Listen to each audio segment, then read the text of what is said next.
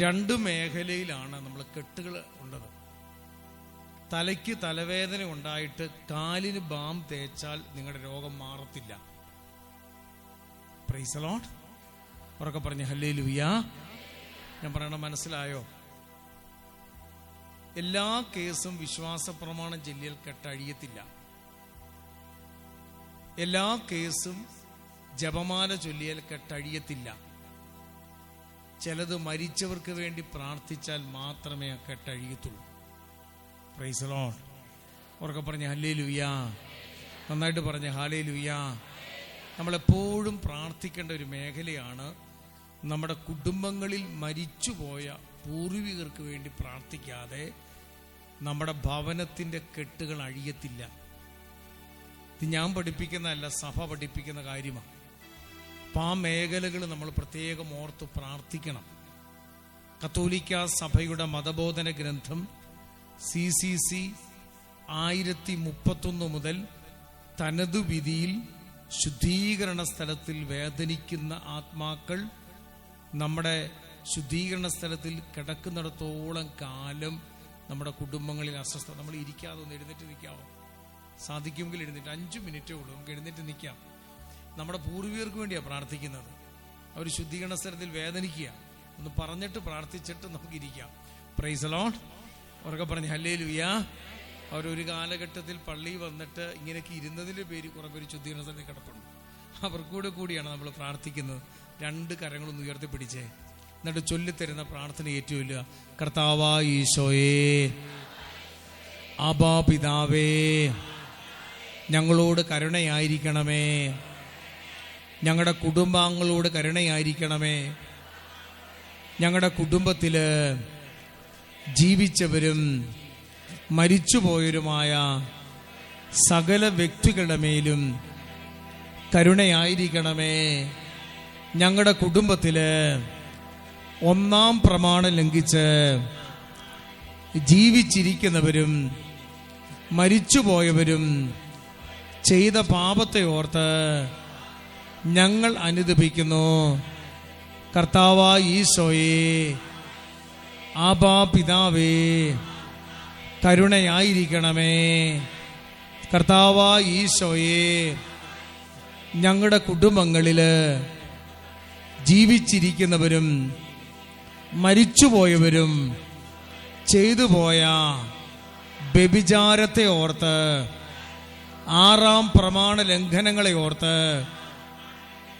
അന്യ സ്ത്രീകളുമായിട്ട് അന്യ പുരുഷന്മാരുമായിട്ടുള്ള അവിഹിത ബന്ധത്തിൽ ജീവിച്ചിരിക്കുന്നവരും മരിച്ചുപോയവരും ചെയ്തുപോയ പാപത്തെ ഓർത്ത് ഞങ്ങൾ ചെയ്തുപോയ, സ്വരമുയർത്തി, ഞങ്ങൾ ചെയ്തുപോയ പാപത്തെ ഓർത്ത് ഞങ്ങൾ അനുതപിക്കുന്നു, പശ്ചാത്തപിക്കുന്നു. കരുണയായിരിക്കണമേ. കർത്താവായ ഈശോയേ, ഞങ്ങളുടെ കുടുംബങ്ങളിൽ 5-ാം പ്രമാണ ലംഘനം വഴി കൊലപാതകം, ഭ്രൂണഹത്യ, സ്വരമുയർത്തി, ഭ്രൂണഹത്യ, വെറുപ്പ്, വിദ്വേഷം, വൈരാഗ്യം, കുടിപ്പകകള്, ഇതുവഴി മരിച്ചുപോയവർക്ക് വേണ്ടിയും ജീവിച്ചിരിക്കുന്നവർക്ക് വേണ്ടിയും ഞങ്ങൾ മാപ്പ് ചോദിക്കുന്നു. കരുണയായിരിക്കണമേ, കരുണയായിരിക്കണമേ.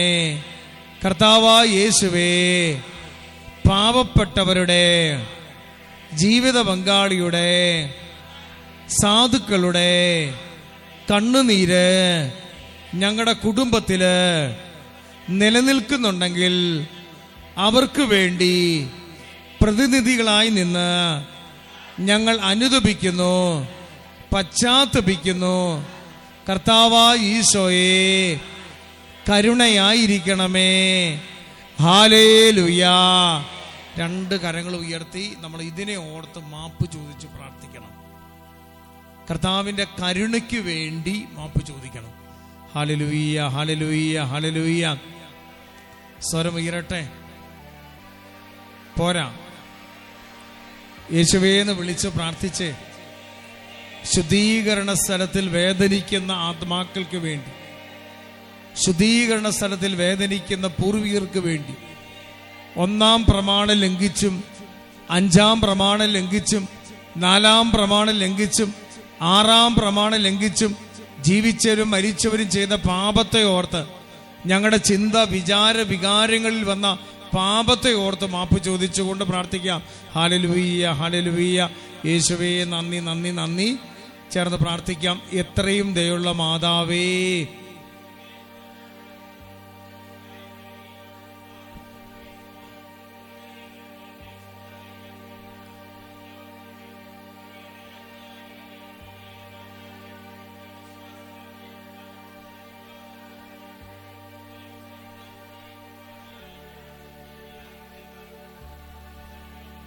അവതരിച്ച വചനത്തിന്റെ മാതാവേ,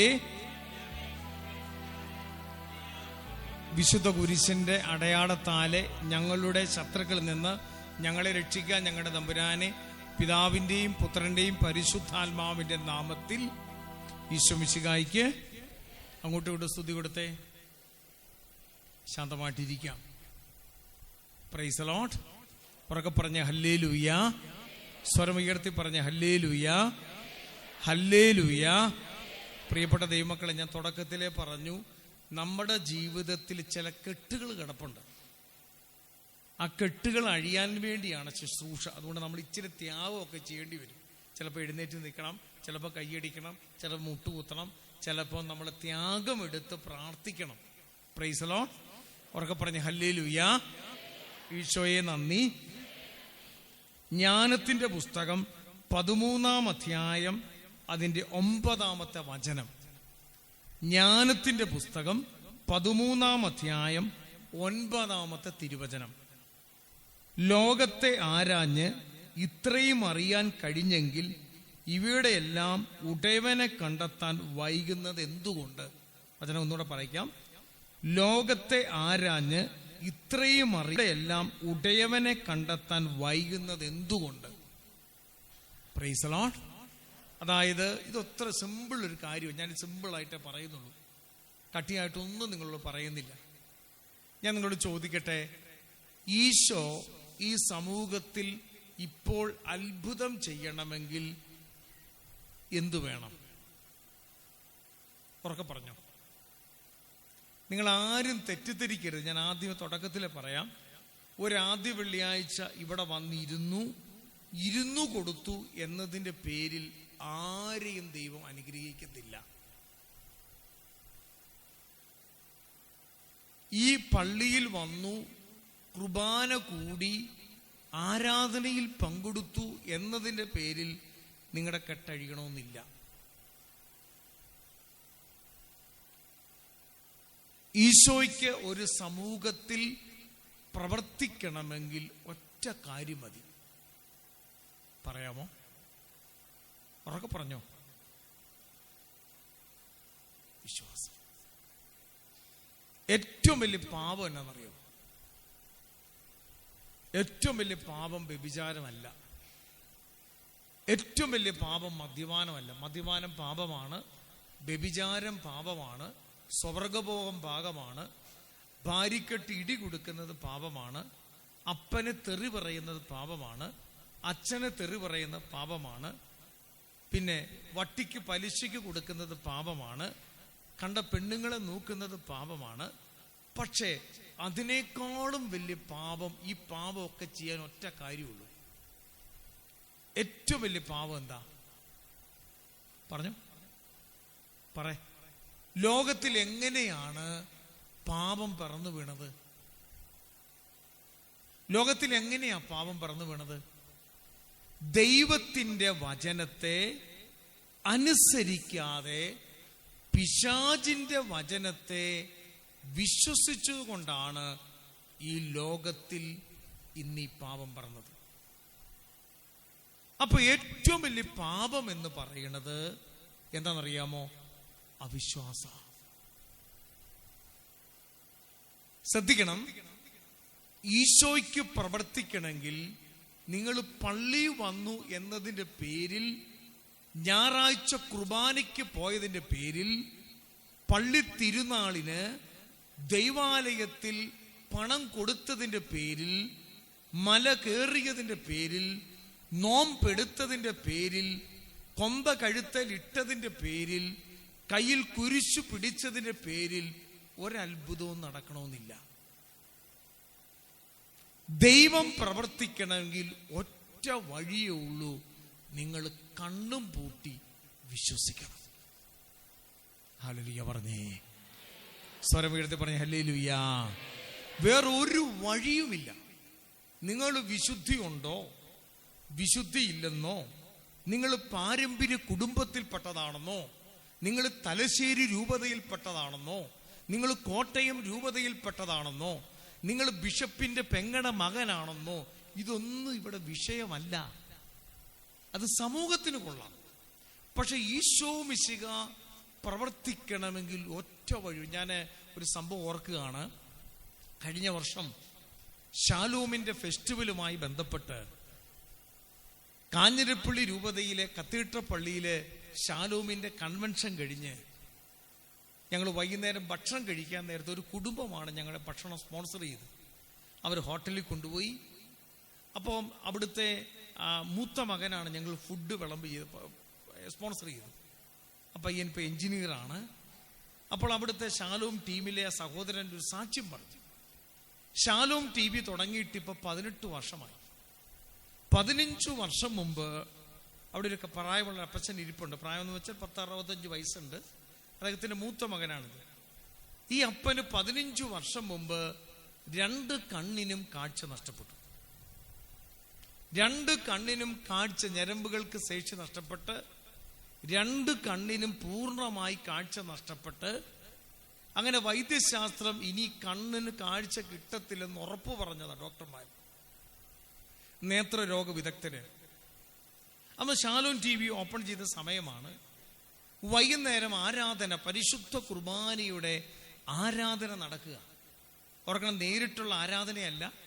ശാലോം ടി വിയിൽ പണ്ടൊങ്കോ റെക്കോർഡ് ചെയ്തത് ദിവ്യകാരുണ്യ ആരാധന നടന്നുകൊണ്ടിരിക്കുമ്പോൾ ഒരു സാധാരണ അച്ഛൻ, വലിയ പ്രശസ്തനായ അച്ഛനോ ധ്യാനഗുരുവൊന്നും അല്ല, അച്ഛൻ ആരാധന നയിക്കുമ്പോൾ ഇങ്ങനെ പറഞ്ഞു, ഇത് ജീവിക്കുന്ന ദൈവമാണ്.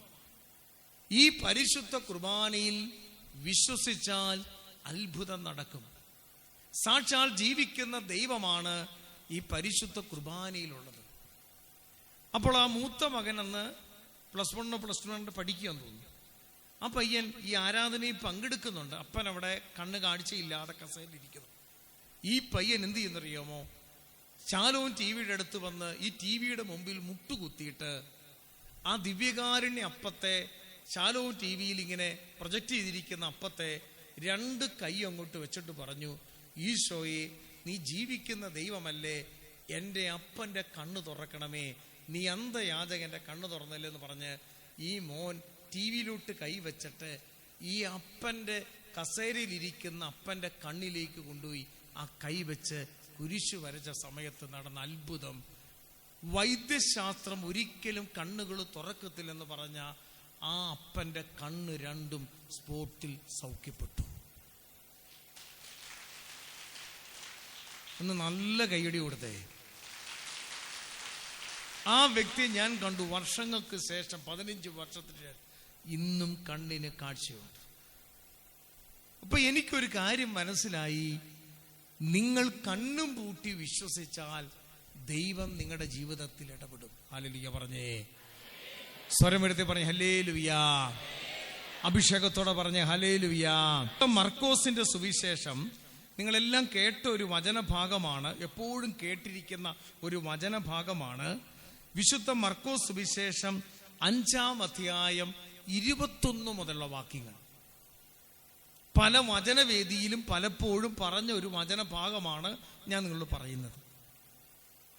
ഈശോ വീണ്ടും വഞ്ചിയുടെ മറുകരയിൽ എത്തിയപ്പോൾ ഒരു വലിയ ജനക്കൂട്ടം അവന് ചുറ്റും കൂടി. നിങ്ങൾ ശ്രദ്ധിക്കണം, ഈശോയുടെ അടുത്ത് വലിയൊരു ജനക്കൂട്ടം എപ്പോഴും ഉണ്ടായിരുന്നു. ഒരു വലിയ ജനക്കൂട്ടം അവിടെ കൂടി. അവൻ കടൽ തീരത്ത് നിൽക്കുകയായിരുന്നു. അപ്പോൾ സിനഗോ അധികാരികളായ ഒരുവനായ ജൈറോസ് അവിടെ വന്നു. അവൻ യേശുവിന്റെ കണ്ടപ്പോൾ അവന്റെ കാൽക്കൽ വീണ് അപേക്ഷിച്ചു. നോക്കണം, അതാണ് ദിവ്യകാരുണ്യത്തിന്റെ കാൽക്കൽ നിങ്ങൾ വീഴണം. നിങ്ങൾ എപ്പോഴും ശ്രദ്ധിക്കണം, ഈ ദേവാലയത്തിന്റെ എൻട്രൻസിൽ പരിശുദ്ധ കുർബാന ഇവിടെ സ്ഥാപിച്ചിട്ടുണ്ട്. നിങ്ങൾ ഈ പള്ളിയിലേക്ക് വരുമ്പോൾ നിങ്ങൾ പരിശുദ്ധ കുർബാനയുടെ കാൽക്കൽ വീഴണം എന്ന് വെച്ചാൽ, ഒരു വ്യക്തി കാൽക്കൽ വീഴുക എന്ന് പറഞ്ഞാൽ ആ വ്യക്തിയുടെ സർവ്വതും ആരുടെ കാലിൽ വീഴുന്നോ ആ വ്യക്തിക്ക് സമർപ്പിക്കുക. ഹല്ലേലൂയ പറഞ്ഞേ. നമ്മൾ പരിശുദ്ധ അമ്മ മാതാവിന്റെ രൂപത്തിന് മുമ്പിൽ കമന്ന് കിടക്കുമ്പോൾ, അമ്മേ, അമ്മയുടെ പരിശുദ്ധിയുള്ള വിമല ഹൃദയത്തിൽ, അമ്മയുടെ പരിശുദ്ധമായ പാദപീഠത്തിൽ എന്നെ സമ്പൂർണമായി ഞാൻ സമർപ്പിക്കുന്നു എന്ന് പറഞ്ഞാണ് നമ്മൾ സാഷ്ടാംഗം പ്രണാമിക്കുന്നത്. ദിവ്യകാരുണ്യനാഥനായ ഈശോ മിശിഹ നേരിട്ടിറങ്ങി നിൽക്കുന്ന പരിശുദ്ധ കുർബാനയുടെ ബലിപീഠത്തിനരികിൽ ഒരു വ്യക്തി സാഷ്ടാംഗം പ്രണമിച്ചതിനർത്ഥം, എൻ്റെ കർത്താവേ, എൻ്റെ ജീവൻ ഉടയവനെ, എനിക്കും എനിക്കുള്ളതെല്ലാം ഞാൻ നിനക്ക് സമർപ്പിക്കുന്നെന്ന് പറയുന്നതിന് അടയാളമാണ് സാഷ്ടാംഗം പ്രണമിക്കുന്നത്. ഒരു രാഷ്ട്രീയ നേതാവിനെ കണ്ട് അദ്ദേഹത്തിന്റെ കാലിൽ വീഴുന്ന എന്ന് പറഞ്ഞാൽ, എൻ്റെ ജീവിതത്തിൽ തനിക്ക് ഞാൻ സമർപ്പിച്ചു എന്ന് പറയുന്ന അടയാളമാണ്. അതുകൊണ്ട് ശ്രദ്ധിക്കണം പ്രിയപ്പെട്ടവരെ, ഈ ശതാധിപൻ ഈശോയുടെ കാൽക്കൽ വീണപേക്ഷിച്ചു. നിങ്ങൾ ശ്രദ്ധിക്കണം, നമ്മൾ പ്രാർത്ഥിക്കുമ്പോൾ പല വിധത്തിൽ പ്രാർത്ഥിക്കാം. കസേരയിൽ ഇരുന്ന് പ്രാർത്ഥിക്കാം, കാലുമേൽ കാല് വെച്ച് പ്രാർത്ഥിക്കാം, കൈകെട്ടി പ്രാർത്ഥിക്കാം.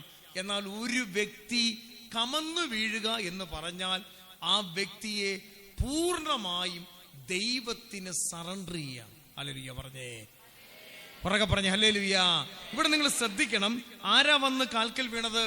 സാധാരണ മനുഷ്യനല്ല, ഒരു ശതാധിപനാണ്. ധാരാളം അനുചാരികളുള്ള ഒരു വലിയ ഒരു ഗ്രൂപ്പിന്റെ തലവനായിരിക്കുന്ന വ്യക്തിയാ. സാധാരണക്കാരൻ, ഒരു പണിക്കാരനല്ല. ഒരു ശതാധിപൻ ദൈവത്തിന്റെ കാൽക്കൽ വീണപേക്ഷിച്ചു. അതായത്, എൻ്റെ കൊച്ചുമകൾ മരിക്കാറായിരിക്കുന്നു, അങ്ങ് വന്ന് അവളുടെ മേൽ കൈകൾ വെച്ച് രോഗം മാറ്റി അവളെ ജീവിപ്പിക്കണമേ. ശ്രദ്ധിക്കണം, കൈവെപ്പ് ശുശ്രൂഷയിലൂടെ രോഗശാന്തി സംഭവിക്കും. അതുകൊണ്ടാണ് ദൈവം തെരഞ്ഞെടുത്ത അഭിഷിക്തർ, ദൈവ ശുശ്രൂഷ ചെയ്യുന്ന വചന പ്രഘോഷകർ കരങ്ങൾ വെച്ച് പ്രാർത്ഥിക്കുമ്പോൾ വിടുതൽ സംഭവിക്കും. ഹല്ലേലൂയ പറഞ്ഞേ, സ്വരമെടുത്ത് പറയും ഹല്ലേലൂയ.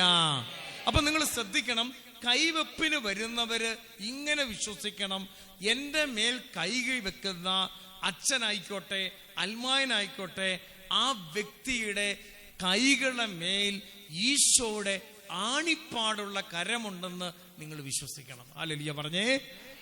വിശ്വസിക്കുമ്പോൾ അടയാളം അടുത്തേക്കണം. അവളുടെ മേൽ കൈകൾ വെച്ച് രോഗം മാറ്റി അവൾ ജീവിപ്പിക്കണം. യേശു അവന്റെ കൂടെ പോയി. നിങ്ങൾ ശ്രദ്ധിക്കണം, ഈശോയെ നിങ്ങൾ വിളിച്ചാൽ ഈശോ നിങ്ങളുടെ കൂടെ പോരും.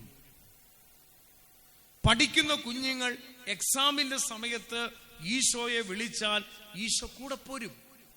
എൻ്റെ മൂത്ത മകൻ കഴിഞ്ഞ വർഷമാണ് 10ാം ക്ലാസ് എഴുതി പാസ്സായത്. 10ാം ക്ലാസ്സിലെ പരീക്ഷയ്ക്ക് തുടങ്ങുമ്പോൾ വലിയ പഠിത്തക്കാരനൊന്നുമില്ല, ഞാൻ ഒരു സാധാരണ വിദ്യാഭ്യാസക്കാരനാണ്. ഇപ്പൊ എൻ്റെ മകനും അത്രയും വിദ്യാഭ്യാസവും വിവരവും കാണത്തുള്ളൂ, സാധാരണ കുട്ടിയാണ്. ഇപ്പൊ ഞാൻ അവരോട് പറയും, മോനെ, എക്സാമിന് പോകുമ്പോൾ ഈശോയെ കൂടെ കൊണ്ടുപോകണം. എക്സാം എഴുതുന്നതിന് മുമ്പ് പള്ളിയിൽ ഈശോ ഇരിപ്പുണ്ട്, ഈശോയോട് പ്രാർത്ഥിക്കണം. എക്സാമിന് മുമ്പ് എൻ്റെ മൂത്തമൻ സാധാരണ വിദ്യാഭ്യാസക്കാരനാണ്, സാധാരണ പഠിത്തമേ ഉള്ളൂ. അവനോട് ഞാൻ പറഞ്ഞു, മോനെ, നിവിശ്വാസത്തോടെ ഈ ഫൈനൽ എക്സാമിന് മുമ്പ് 1000 വിശ്വാസ പ്രമാണം ചെല്ലണം. എല്ലാ എക്സാമിന് മുമ്പും ജപമാല ചൊല്ലി ദിവ്യകാരുണ്യ സന്നിധിയിൽ സമർപ്പിച്ച് പരീക്ഷ എഴുതണം. പരീക്ഷയ്ക്ക് റിസൾട്ട് വന്നു. സാധാരണ വിദ്യാഭ്യാസക്കാരന അവന് എല്ലാ വിഷയത്തിനും ഫുൾ A+ കിട്ടി. ഹല്ലേലൂയ പറഞ്ഞേ, ഉറക്കെ പറഞ്ഞേ ഹല്ലേലൂയ. അതുകൊണ്ട് ഞാൻ നിങ്ങളോട് പറയുന്നത്, നിങ്ങൾ ഇവിടെ വന്നിരുന്നാൽ മാത്രം പോരാ, ഇവിടുന്ന് ധ്യാനം കൂടിയിട്ട് ആരെ വീട്ടിൽ കൊണ്ടുപോകണം? പറഞ്ഞേ, ആരെ കൊണ്ടുപോകണം? ഈശോയെ ചുമ്മാ കൊണ്ടുപോകാൻ പറ്റത്തില്ല. ഈശോ ചുമ്മാ അങ്ങനെ വരത്തുമില്ല. ചുമ്മാതെ നാണമില്ലാതെ വരുന്ന ഒറ്റ ഒരുത്തിനേ ഉള്ളൂ, അവന്റെ പേരാണ് പിശാച്. ഒരു വീട്ടിൽ വന്നു കഴിഞ്ഞാൽ നാണമില്ലാതെ അകത്ത് കയറി വരുന്ന ഒറ്റ ഒരുത്തിലുള്ള ആരാണ്? പിശാച്. പെർമിഷൻ ചോദിക്കണ്ട. ഈശോയുടെ പ്രത്യേകത എന്താ? വെളിപാട് 3:20, ഞാനിതാ വാതിൽക്കൽ വന്ന് മുട്ടുന്നു. നിങ്ങൾ വിളിച്ചാൽ മാത്രമേ ഈശോ വരത്തുള്ളൂ. ഈശോ മാത്രമല്ല, അവന്റെ അമ്മയായ പരിശുദ്ധ അമ്മയും ഔസേപ്പിതാവും വിശുദ്ധരും മാലാഖമാരും വരണമെങ്കിൽ നിങ്ങൾ എന്ത് ചെയ്യണം? പറയണം. നിങ്ങൾ എന്ത് ചെയ്യണം? വിളിക്കണം. അതുകൊണ്ടാണ് നിങ്ങൾ ഇന്ന് ഈശോട് പറയണം. ഇന്ന് ഈ ആദ്യ വെള്ളിയാഴ്ച ഈശോയുടെ തിരുഹൃദയത്തിന് സമർപ്പിക്കപ്പെട്ട തിരുഹൃദയത്തിന്റെ ധ്യാന കേന്ദ്രത്തിൽ ഞാൻ ഇവിടുന്ന് പ്രാർത്ഥിക്കുമ്പോൾ ഈശോയെ ഇന്ന് എൻ്റെ വീട്ടിലേക്ക് അങ്ങ് വരണം. ഹല്ലേലൂയ പറഞ്ഞേ. സ്വരമെടുത്ത് പറഞ്ഞേ ഹല്ലേലൂയ. ഇപ്പൊ ഈ ഇരിക്കുന്ന ചേട്ടൻ എന്നെ വിളിക്കാതെ എനിക്ക് ആ ചേട്ടൻ വീട്ടിൽ പോകാൻ പറ്റുമോ? ഇല്ല. ആ ചേട്ടൻ എന്നെ വിളിക്കുവാണെങ്കിൽ ഞാൻ ചിലപ്പം വരും. ഇതുപോലെ തന്നെ നിങ്ങൾ ഈശോയെ വിളിക്കണം. അതായത് അദ്ദേഹം വിളിച്ചപ്പോൾ യേശു അവന്റെ കൂടെ പോയി. Price the Lord. അതുകൊണ്ടാണ് നിങ്ങൾ പ്രാർത്ഥിക്കുമ്പോൾ ഇവിടെ ഇരുന്ന് പ്രാർത്ഥിച്ചാൽ നിങ്ങളുടെ വീടിന്റെ കെട്ടഴിയും. ധ്യാന കേന്ദ്രത്തിൽ ഇരുന്ന് ധ്യാനം കൂടിക്കൊണ്ടിരിക്കുമ്പോൾ വീട്ടിൽ തളർന്നു കിടക്കുന്ന രോഗികൾ എങ്ങനെയാണ് സൗഖ്യപ്പെട്ടത്?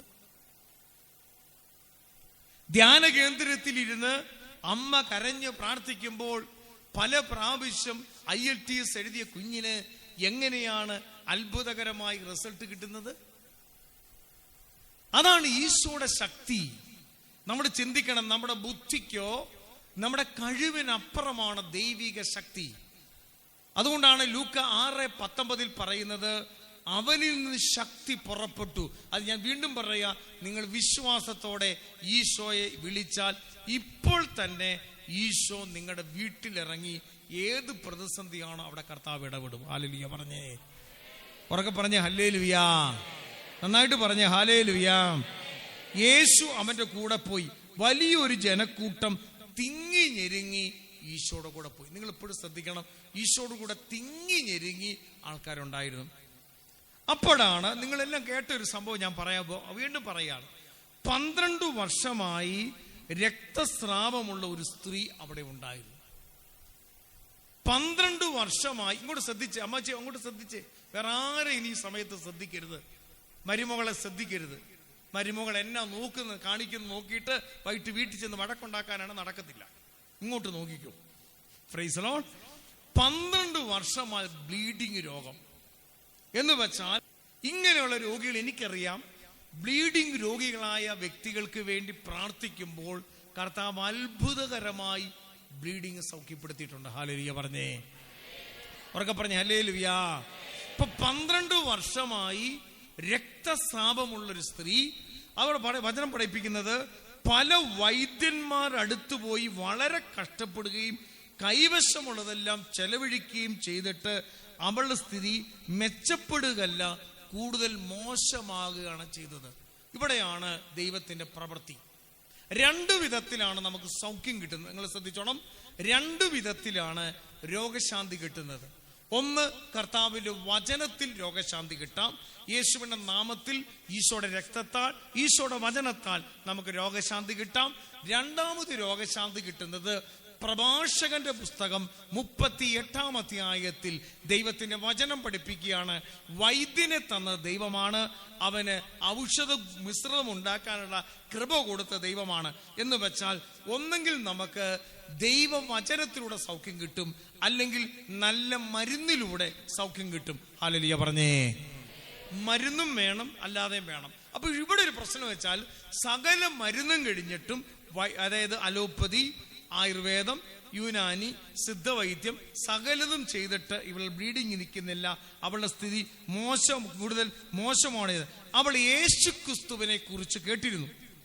ജനക്കൂട്ടത്തിലൂടെ അവൾ അവന്റെ പിന്നിൽ ചെന്ന് വസ്ത്രത്തിൽ സ്പർശിച്ചു. ശ്രദ്ധിക്കണം, ഇവിടെ എല്ലാവരും ശ്രദ്ധിച്ചു കേട്ടെ. എങ്ങനെ, മുന്നിൽ കൂടെയാണോ വന്നത്, പുറകെ കൂടെയാണോ വന്നത്? ഉറക്കെ പറഞ്ഞോ.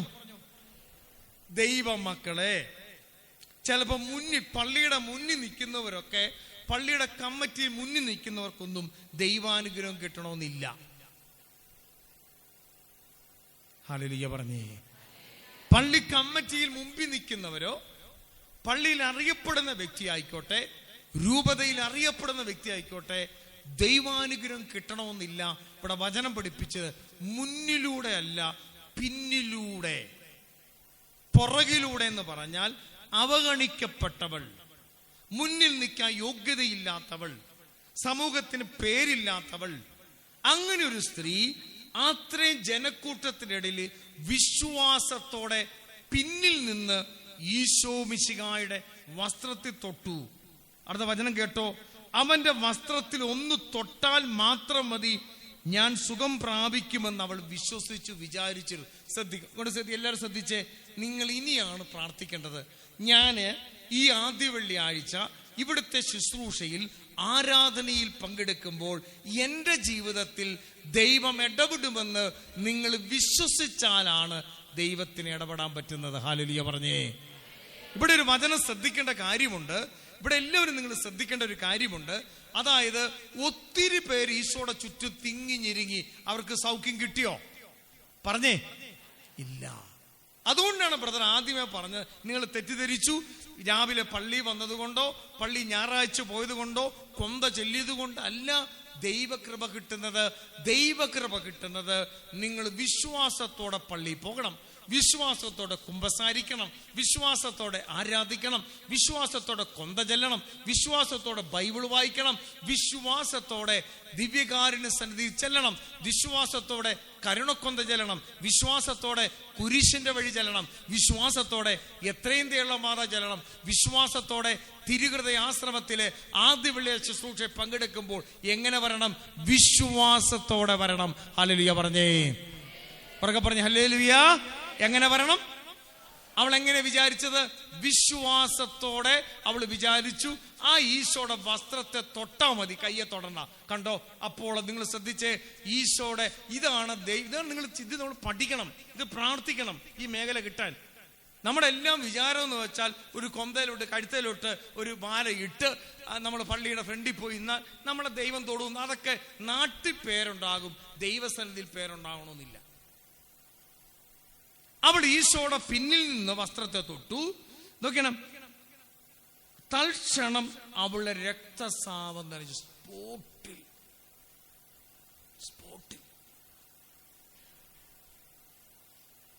ഡിവൈൻ ധ്യാന കേന്ദ്രത്തിൽ നമ്മളെല്ലാം 4 മാസം കൂടുമ്പോൾ ഒരു പവർ ഇട്ടിട്ട്, ഷെക്കന ടെലിവിഷന്റെ പേരിൽ ഡുനാമിസ് പവർ മീറ്റ് എന്ന് പറഞ്ഞിട്ടുണ്ട്. അതിൽ പങ്കെടുത്തവർ ഇതിനകത്ത് ഇരിപ്പുണ്ട്. എല്ലാം 4 മാസം കൂടുമ്പോൾ 700ഓളം ശുശ്രൂഷകർക്ക് വേണ്ടിയുള്ളൊരു പവർ ഇട്ടിട്ട് നടന്നു. കഴിഞ്ഞതിന് മുമ്പത്തെ പ്രാവശ്യത്തെ ശുശ്രൂഷ കഴിഞ്ഞിട്ട് ഇറങ്ങണ സമയത്ത് ബഹുമാനപ്പെട്ട നന്ദിനി ചേച്ചി എന്ന് പറഞ്ഞാൽ ജോയ്ക്കുട്ടി ബ്രദറിന്റെ വൈഫാണ്, ഡിവൈനിലെ പ്രീച്ചറാണ്, നല്ല ബെസ്റ്റ് കൗൺസിലറാണ്. ചേച്ചി കണ്ടോടനെ ഓടി വന്ന് ജോയ്ക്കുട്ടി ബ്രദർ മരിച്ചുപോയി. ആ കാര്യങ്ങളൊക്കെ പറഞ്ഞുകൊണ്ടിരിക്കുമ്പോൾ ഒരു സിസ്റ്റർ വരുന്നുണ്ട്, വണ്ണം കുറഞ്ഞ ഒരു മെല്ലിച്ചൊരു സിസ്റ്റർ. അപ്പൊ എന്നോട് പറഞ്ഞു, ബ്രദറെ ഈ സിസ്റ്ററിന്റെ സാക്ഷി ഒന്ന് കേൾക്കണം. ഈ സിസ്റ്ററിന്റെ കയ്യെ ഈ നന്ദിനി ചേച്ചി പിടിച്ചിട്ട് പറയാണ്, ഈ സിസ്റ്റർ 25 വർഷം മുമ്പ് ഇവിടെ വരുന്ന ഞാൻ കണ്ടു. സ്ട്രെച്ചറിൽ രോഗിയായി മരണാസന്നയായി വളർന്ന സിസ്റ്ററാണ്. സിസ്റ്ററിന്റെ രോഗം ഇതാണ്. സിസ്റ്ററിന്റെ ശരീരത്തിൽ ക്യാൻസറായി, ബ്രസ്റ്റ് ക്യാൻസറായി. Trivandrum RCC medical college 4th സ്റ്റേജിലെത്തിയ സിസ്റ്ററിനോട് പറഞ്ഞു, ഇനി മാക്സിമം 1 മാസത്തിൽ കൂടുതൽ ആള് ജീവിക്കില്ല, 1 മാസത്തിൽ കൂടുതൽ ആള് ജീവിക്കത്തില്ല. അപ്പൊ സിസ്റ്റർ ഉറപ്പായി, മരണം ഉറപ്പ്. അപ്പൊ സിസ്റ്ററിന് അന്തികുദാശ കൊടുത്തു, പരിശുദ്ധ കുർബാന കൊടുത്തു. അപ്പൊ സിസ്റ്ററിന് ഒരു ആഗ്രഹം, പ്രൗഷാളമ്മയോട് പറഞ്ഞു, അമ്മേ ഒരു അന്ത്യാഭിലാഷമാണ്, എനിക്കൊരു കിടന്നൊരു ധ്യാനം കൂടണം. ധ്യാനം കൂടാൻ പറ്റിയിട്ടില്ല, എന്നെ എങ്ങനെയും ഒന്ന് പോട്ട ധ്യാന കേന്ദ്രത്തിൽ കൊണ്ടുപോകണം. അങ്ങനെ രോഗിയായ ഈ സിസ്റ്ററിനെ ആംബുലൻസ് വിളിച്ച് സിസ്റ്ററിനെ എവിടെ കൊണ്ടുപോയി? ഡിവൈനിൽ കൊണ്ടുപോയി. അങ്ങനെ ധ്യാനം കൂടിക്കൊണ്ടിരിക്കുമ്പോൾ ബഹുമാനപ്പെട്ട കൊച്ചു മാത്യു ഇലവെങ്കിലച്ഛനാണെന്ന് ആ ധ്യാനം നയിക്കുന്നത്. 20,000-ലധികം പേര് ആ ധ്യാനത്തിൽ പോകും. അപ്പൊ രോഗികളുടെ സെക്ടർ കിടക്കുക. അപ്പൊ ദിവ്യകാരുണ്യ ആരാധന ഈ TV-യിലൂടെ കാണാം. സിസ്റ്റർ ഈശോട് പറഞ്ഞു, ഈശോയെ ഒരിക്കൽ കൂടെ ഒരു ജന്മം തന്നെങ്കിൽ ഈ ആലയത്തിൽ നിനക്ക് വേണ്ടി മുഴുവൻ സമയം ശുശ്രൂഷ ചെയ്തോളാം. ഈശോയെ സൗഖ്യപ്പെടുത്തണേ. ഇത് പറഞ്ഞുകൊണ്ടിരിക്കുമ്പോൾ കൊച്ചുമാത്യച്ഛന് സന്ദേശം കിട്ടി. പ്രാർത്ഥിച്ചു കൊണ്ടിരിക്കുന്ന ഈ സമൂഹത്തിൽ ക്യാൻസർ രോഗിയായ ഒരു മകളെ കർത്താവ് സൗഖ്യപ്പെടുത്തുന്നു. സിസ്റ്റർ പറയാണ്, കുർബാനയിൽ നിന്ന് ഒരു ശക്തി ഇറങ്ങി എൻ്റെ ശിരസ് മുതൽ പാദങ്ങൾ വരെ അടിച്ചു. സിസ്റ്ററിന്റെ ശരീരത്തിൽ ഉന്മേഷം ഉണ്ടായി. കൂടെയുള്ള സിസ്റ്ററോട് പരിശോധിക്കാൻ പറഞ്ഞപ്പോൾ പഴുത്തിരുന്ന ശരീരഭാഗങ്ങൾ സ്പോട്ടിൽ കരിഞ്ഞുണങ്ങിയിരിക്കുന്നു. കൈയടിച്ച് കർത്താവിനെന്ന് പറയാൻ നല്ല കൈയടി കൊടുത്തേ. ഹല്ലേലൂയ. നിങ്ങളുടെ കൈയടി കാണുമ്പോൾ അറിയാം നിങ്ങൾക്ക് കർത്താവിന് സൗഖ്യം കിട്ടൂലെന്ന്. നിങ്ങൾ ഇരിക്കുന്നത് കാണുമ്പോൾ അറിയാം. ഇവിടെ ഇരിക്കുന്ന ഞാൻ ചിലരെ കാണുമ്പോൾ ഒരിക്കലും കർത്താവ് അവരെ തൊടത്തില്ല. അവരിയ്ക്കുന്നത് തന്നെ വളിച്ച മുഖവുമായിട്ടാണ്. എന്ന് വെച്ചാൽ എന്താ, ഒരു വളിച്ച മുഖം. വളിച്ച മുഖം കറുത്ത മുഖമൊന്നല്ല, ഒരു അരി ചുമ്മാ ഇങ്ങനെ ഞായറാഴ്ച ക്രിസ്ത്യ അങ്ങനെയുള്ളവരൊന്നും ദൈവം തൊടത്തില്ല. പ്രൈസലോ. നമുക്കൊരാളുടെ മുഖം കാണുമ്പോൾ അറിയാം, രോഗാവസ്ഥയാണെങ്കിലും മുഖം കാണുമ്പോൾ അറിയാം ദൈവവചനം സ്വീകരിക്കുന്നുണ്ടോ ഇല്ലയോ. തട്ടിക്കന്നെ പുറകെ പറഞ്ഞ ഹല്ലേലൂയ, പുറകെ പറഞ്ഞ ഹല്ലേലൂയ. കണ്ണൊക്കെ തുറന്നിരുന്നാ മതി, കണ്ണടനമല്ല, കണ്ണ് തുറക്കണം. ചിലർ കണ്ണടച്ചിരുന്ന് അങ്ങോട്ട് ധ്യാനിക്കുക. കണ്ണടച്ചിരുന്ന് ധ്യാനിക്കുമ്പോൾ എന്നാണെന്നറിയാമോ, ഇതിനകത്ത് 2 കൺപീലിയിലും ആര് വന്ന് ഊഞ്ഞാലാടും? രാരോ ആര്? ആ കുട്ടിപ്പിശാച്. അതുകൊണ്ട് കുട്ടിപ്പിശാചിന് ഊഞ്ഞാലാടാൻ നിങ്ങളുടെ കൺപീലിയും കൺപോളയും വിട്ടുകൊടുക്കരുത്. കണ്ണ് തുറന്നു പിടിക്കണം. Price the Lord. ഉറക്കെ പറഞ്ഞ ഹല്ലേലൂയ. യേശുവേ നന്ദി. ഇനി എന്നെ നോക്കാൻ, എൻ്റെ മുഖം കാണാൻ ഇഷ്ടമില്ലെങ്കിൽ എന്നെ നോക്കണ്ട, ഈശോയെ നോക്കിക്കോ. ഇനി ഈശോയെ നോക്കാൻ ഇഷ്ടമല്ലെങ്കിൽ ഇനിയിപ്പം ഞാൻ എന്നാ പറയാനാ? ഉറക്കെ പറഞ്ഞ ഹല്ലേലൂയ. ഈ സിസ്റ്ററിനെ കർത്താവ് സൗഖ്യപ്പെടുത്തി. സിസ്റ്റർ പറഞ്ഞ സാക്ഷ്യം അറിയാമോ? സിസ്റ്ററിനെ ചികിത്സിച്ച ഡോക്ടർ മരിച്ചിട്ട് 12 വർഷമായി. സിസ്റ്ററിന് അന്ത്യകുദാശ കൊടുത്ത അച്ഛൻ മരിച്ചിട്ട് 10 വർഷമായി. 24 വർഷമായി മുഴുവൻ സമയം ഈ സിസ്റ്റർ ശുശ്രൂഷ ചെയ്യുന്നത്. കൈയടിച്ച് കർത്താവിനെന്ന് പറയട്ടെ. ഹല്ലേലൂയ പറഞ്ഞേ, പുറകെ പറഞ്ഞ ഹല്ലേലൂയ. അപ്പൊ അവന്റെ തൽക്ഷണം അവിടെ രക്തസ്രാവം നിലച്ചു. പിന്നെ അല്ല, തൽക്ഷണം. ഇതാണ് വിശ്വാസം. സ്പോട്ടിൽ സൗഖ്യം സംഭവിച്ചു. താൻ രോഗവിമുക്തമായിരിക്കുന്നവൾക്ക് ശരീരത്തിൽ അനുഭവപ്പെട്ടു. യേശുവാകട്ടെ തന്നിൽ നിന്ന് ശക്തി പുറപ്പെട്ടതറിഞ്ഞ് പെട്ടെന്ന് ജനക്കൂട്ടത്തിന് നേരെ തിരിഞ്ഞു ചോദിച്ചു, ആരാണ് എൻ്റെ വസ്ത്രത്തിൽ സ്പർശിച്ചത്? കൊണ്ടോ മണ്ട ചോദ്യം ചോദിക്കാം. ഒരു മണ്ട ചോദ്യം. കണ്ണടയ്ക്കരുത്. ഒരു മണ്ട ചോദ്യം. കണ്ണു തുറന്ന്, എല്ലാവരും കണ്ണു തുറന്ന് പിടിച്ചു. അതിന് മൗനപ്രാർത്ഥന വേണ്ടെന്നേ. കണ്ണടച്ച് അച്ഛൻ പ്രാർത്ഥിക്കാൻ പറയും, മാത്രം കണ്ണു തുറന്നാ മതി. Price the Lord. ഉറക്കെ പറഞ്ഞാൽ ഈശോ ചോദിച്ച ഒരു മണ്ട ചോദ്യമുണ്ട്. ഇത്രയും പേര് തിങ്ങി ഞെരിയിക്കുമ്പോൾ ഈശോ ചോദിക്കുകയാണ്, ആരാണ് എന്നെ? അതുകൊണ്ടാണ് ബ്രദർ പറയണത്, 500 പേര് 700 പേര് ഇവിടെ വന്നിട്ടുണ്ട്, എല്ലാവരും ഒന്നും ഈശോ സ്പർശിക്കത്തില്ലെന്നേ.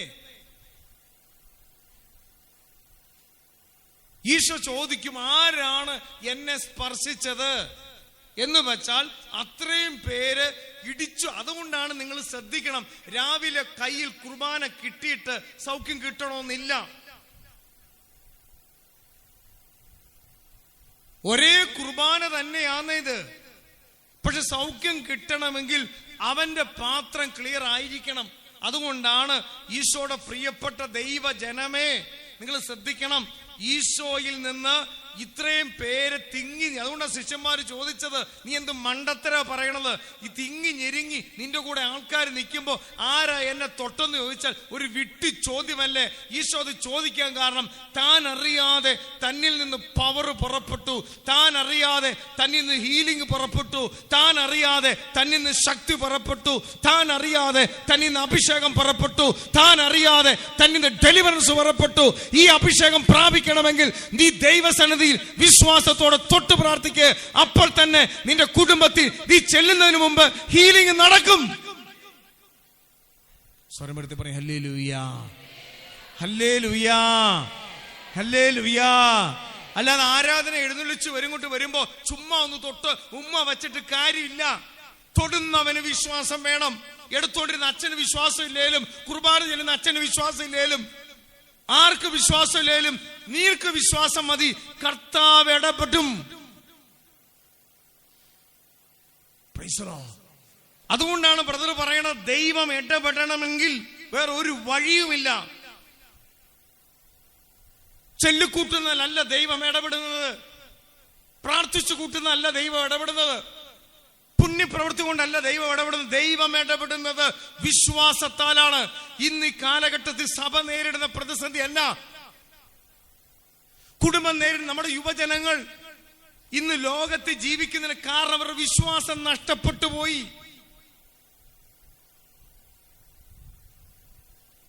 നമ്മുടെ സമർപ്പിതരും വൈദികരും സഭ വിട്ടുപോകുന്നതിന് കാരണം എന്നാ? അവരുടെ വിശ്വാസം നഷ്ടപ്പെട്ടു പോയി. 10ാം ക്ലാസ് വരെ സൺഡേ സ്കൂൾ പഠിച്ച പെങ്കൊച്ച് 11ാം ക്ലാസ്സിൽ എത്തുമ്പോൾ അന്യമതക്കാരനായിട്ട് പോകുന്നതിന് കാരണം എന്നാ? അവളുടെ വിശ്വാസം നഷ്ടപ്പെട്ടു പോയി. നമ്മുടെ കുടുംബജീവിതത്തിൽ ഭാര്യ ഇരിക്കുമ്പോൾ, ഭർത്താവ് ഇരിക്കുമ്പോൾ മറ്റൊരു പുരുഷനുമായിട്ട് ബന്ധമുണ്ടാകുന്നതിന് കാരണം എന്നാ? ആ വ്യക്തിയുടെ വിശ്വാസം നഷ്ടപ്പെട്ടു പോയി.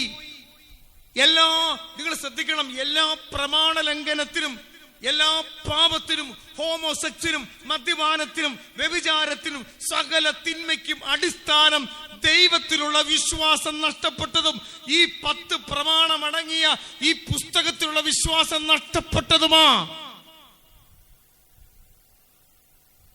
സ്വരമെടുത്ത് പറയും ഹല്ലേലൂയാ. പറയപ്പെട്ട ഹല്ലേലൂയാ.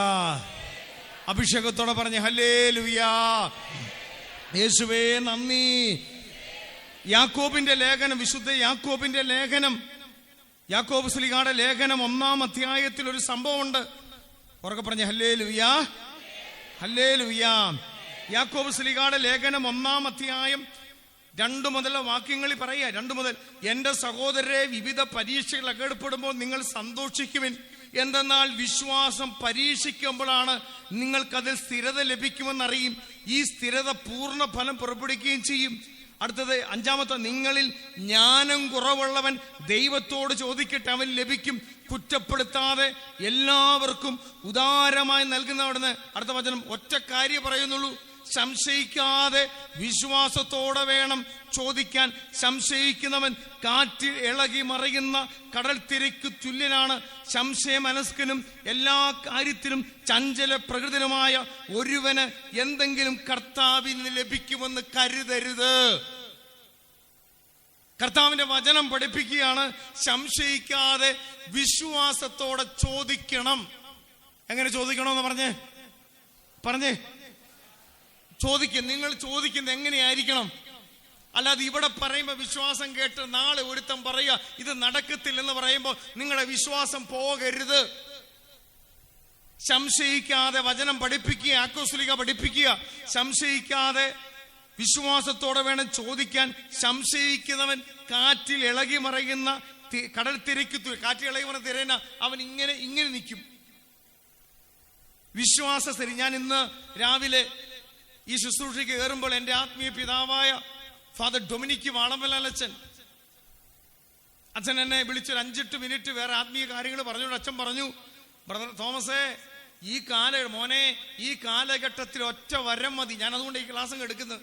ഞാൻ ഈ ക്ലാസ് എടുക്കാൻ വന്നതല്ല, വേറൊരു വിഷയം എടുക്കാൻ വന്നപ്പോൾ അച്ഛൻ ഇന്ന് ഒരു 15 മിനിറ്റ് മുമ്പ് അച്ഛൻ എന്നെ വിളിച്ച് ഇവിടെ കയറുന്നതിന് 15 രൂപ ബ്ലസ് ചെയ്തിട്ട് പറഞ്ഞു, അതൊരു ദൈവാനുഗ്രഹമായിട്ട് ഞാൻ കാണുന്ന ഒരു ഡെലിവറൻസ് ധ്യാനം നടക്കുമ്പോൾ അതിനു മുമ്പായിട്ട് എൻ്റെ ആത്മീയ പിതാവ്, ഞാൻ പറയാതെ തന്നെ അച്ഛൻ ഇങ്ങോട്ട് വിളിച്ച്, അച്ഛന് പരിശുദ്ധാത്മാവ് തോന്നിച്ച് അച്ഛൻ ഇങ്ങോട്ട് വിളിച്ച് ബ്ലസ് ചെയ്തു. അപ്പൊ അച്ഛൻ പറഞ്ഞൊരു കാര്യമാണ്, എൻ്റെ മോനെ വിശ്വാസത്തിൽ സ്ഥിരതയോടെ നിൽക്കണം, ഇത് അന്ത്യകാലഘട്ടമാണ്. ഹല്ലേലൂയ പറഞ്ഞേ, ഹല്ലേലൂയാ, ഹല്ലേലൂയാ, ഹല്ലേലൂയ. നിങ്ങൾ വിശ്വസിക്കണം, നിങ്ങളുടെ ജീവിതത്തിൽ ദൈവം ഇടപെടുമെന്ന് വിശ്വസിക്കണം. ഞാൻ ഈ സുവിശേഷ വേലയ്ക്ക് ഇറങ്ങിയിട്ട് ഇന്ന് 23-ാമത്തെ വർഷമാണ്. നിങ്ങൾക്കറിയാവുന്ന ഒരു നിരീശ്വരവാദിയായി ഞാൻ 23 വർഷം മുമ്പ് ഒരു ധ്യാനം കൂടി. ഈ 23 വർഷമായി നിങ്ങൾ വിശ്വസിച്ചാലും വിശ്വസിച്ചില്ലേലും എൻ്റെ ഒരു വ്യക്തിപരമായ കാര്യത്തിന് ഇന്നു വരെ ഒരു മനുഷ്യന്റെ മുമ്പിൽ കൈ നീട്ടേണ്ടി വന്നിട്ടില്ല. ഈ 23 വർഷമായി ദൈവം എന്നെ വഴി നടത്തിയിട്ടുണ്ട്. ഒരുപക്ഷെ ഏറ്റവും കൂടി പ്രതിസന്ധി ആ കാലഘട്ടത്തിലാണ് ഞാൻ എൻ്റെ സുവിശേഷ വേലയിൽ ഏറ്റവും സമൃദ്ധമായി ജീവിതം നയിച്ചത്. ഹല്ലേലൂയ പറഞ്ഞേ. കാരണം ദൈവം തരുന്നവനാ.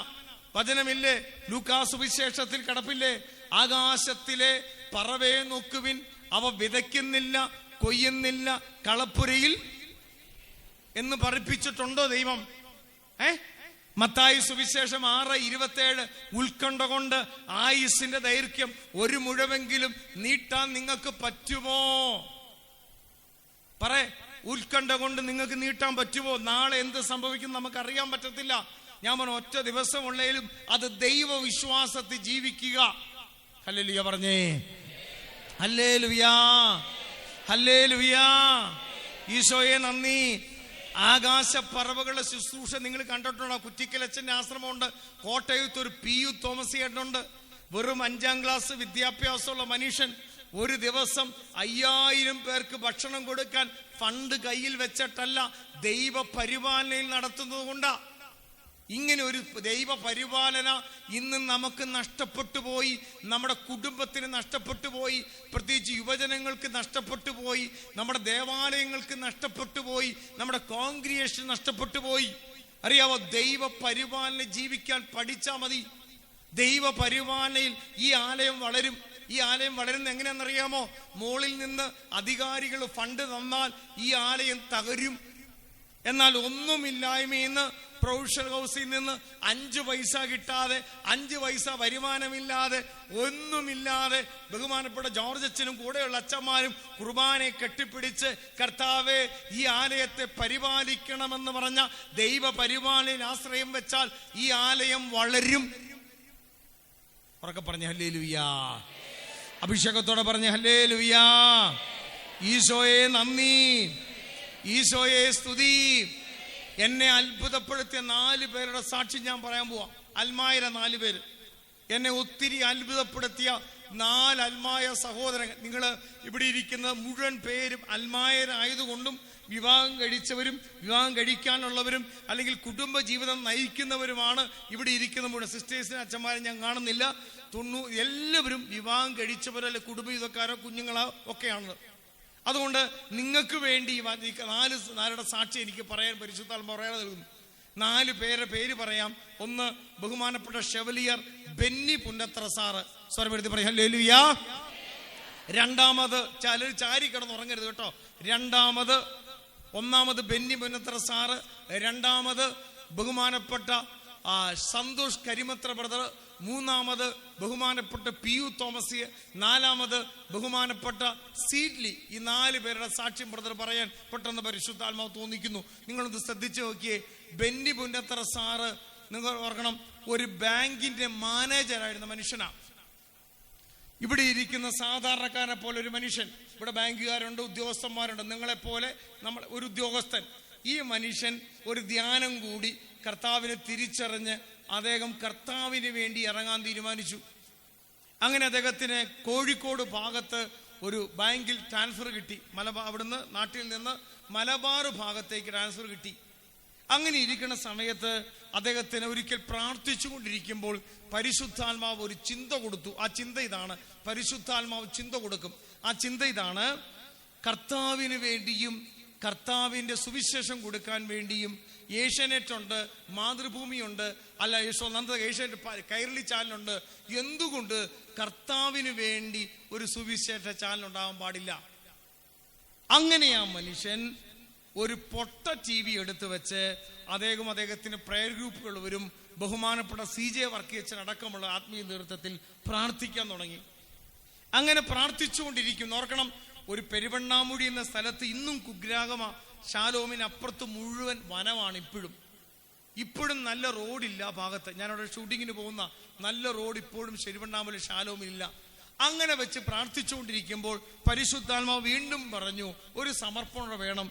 നിന്റെ ഇപ്പോൾ ജോലിയുണ്ട്, ആ ജോലി റിസൈൻ ചെയ്യണം. ഓർക്കണം, ഒരു വർഷം കൂടെ ജോലി ചെയ്തിരുന്നെങ്കിൽ ബഹുമാനപ്പെട്ട, ഞാൻ ഏറ്റവും കൂടുതൽ കേരള സഭയിൽ ആദരിക്കുന്ന അൽമായൻ ആരാണെന്ന് ചോദിച്ചാൽ ഞാൻ പറയും, ഏറ്റവും കൂടുതൽ എൻ്റെ നെഞ്ചിൽ ഏറിയിരിക്കുന്ന ഒരു മനുഷ്യനുണ്ട്, അത് ബെന്നി പുന്നത്രസാനാണ്. ഇതുപോലെ അൽമായരെ വളർത്തിയ, ഇതുപോലെ അച്ഛന്മാരെ വളർത്തിയ ശാലോമാണ് വട്ടായിലച്ചന്റെ അഭിഷേകാഗ്നി തുറന്നത്. ശാലോമാണ് ഇന്ന് ഡോക്ടർ ജോൺ ഡി, ഈ തോമസ് കുമളി എന്ന് പറയുന്ന ശുശ്രൂഷകൻ, എത്രയോ ശുശ്രൂഷകരെ സഭയ്ക്ക് ലോകത്തിന് പരിചയപ്പെടുത്തിയത് ഷാലോം ടി വി, ബെന്നി പുന്നത്രസാന്റെ ഷാലോം ടി വിയാ. അപ്പൊ കർത്താവ് ആവശ്യപ്പെട്ടു, നിന്റെ ജോലി റിസൈൻ ചെയ്ത്. നിങ്ങൾ ഓർത്ത് നോക്കിയേ, ഒരു വർഷം കൂടെ ജോലി ചെയ്തതിൽ എന്ത് കിട്ടിയേനെ? Provident fund കിട്ടിയേനെ. നമ്മളാണ് എന്നെ ചെയ്തേനെ. കർത്താവിനോട് പറയാം, കർത്താവെ ഒരു വർഷം കൂടെ ജോലി ചെയ്ത് പ്രൊവിഡന്റ് ഫണ്ട് ഒക്കെ കിട്ടി. ഞാൻ നിർത്തിയത് എന്നാന്നറിയോ? എന്തിനാ നിർത്തിയത്? പറഞ്ഞോ. ഞാൻ നിർത്തും ഇനി ക്ലാസ്. ഉറക്കെ പറഞ്ഞു ഹല്ലേലൂയ. ഒരു വർഷം കൂടെ ജോലി ചെയ്തിരുന്നെങ്കിൽ എന്ത് കിട്ടിയേനെ? നമ്മളാണ് എന്നെ ചെയ്തേനെ. പറഞ്ഞു. നമ്മളിവിടെ വന്ന് ഇവിടെ ഈ കർത്താവ് ഉപയോഗിക്കണമെങ്കിൽ സമർപ്പണം ആവശ്യമുണ്ട്.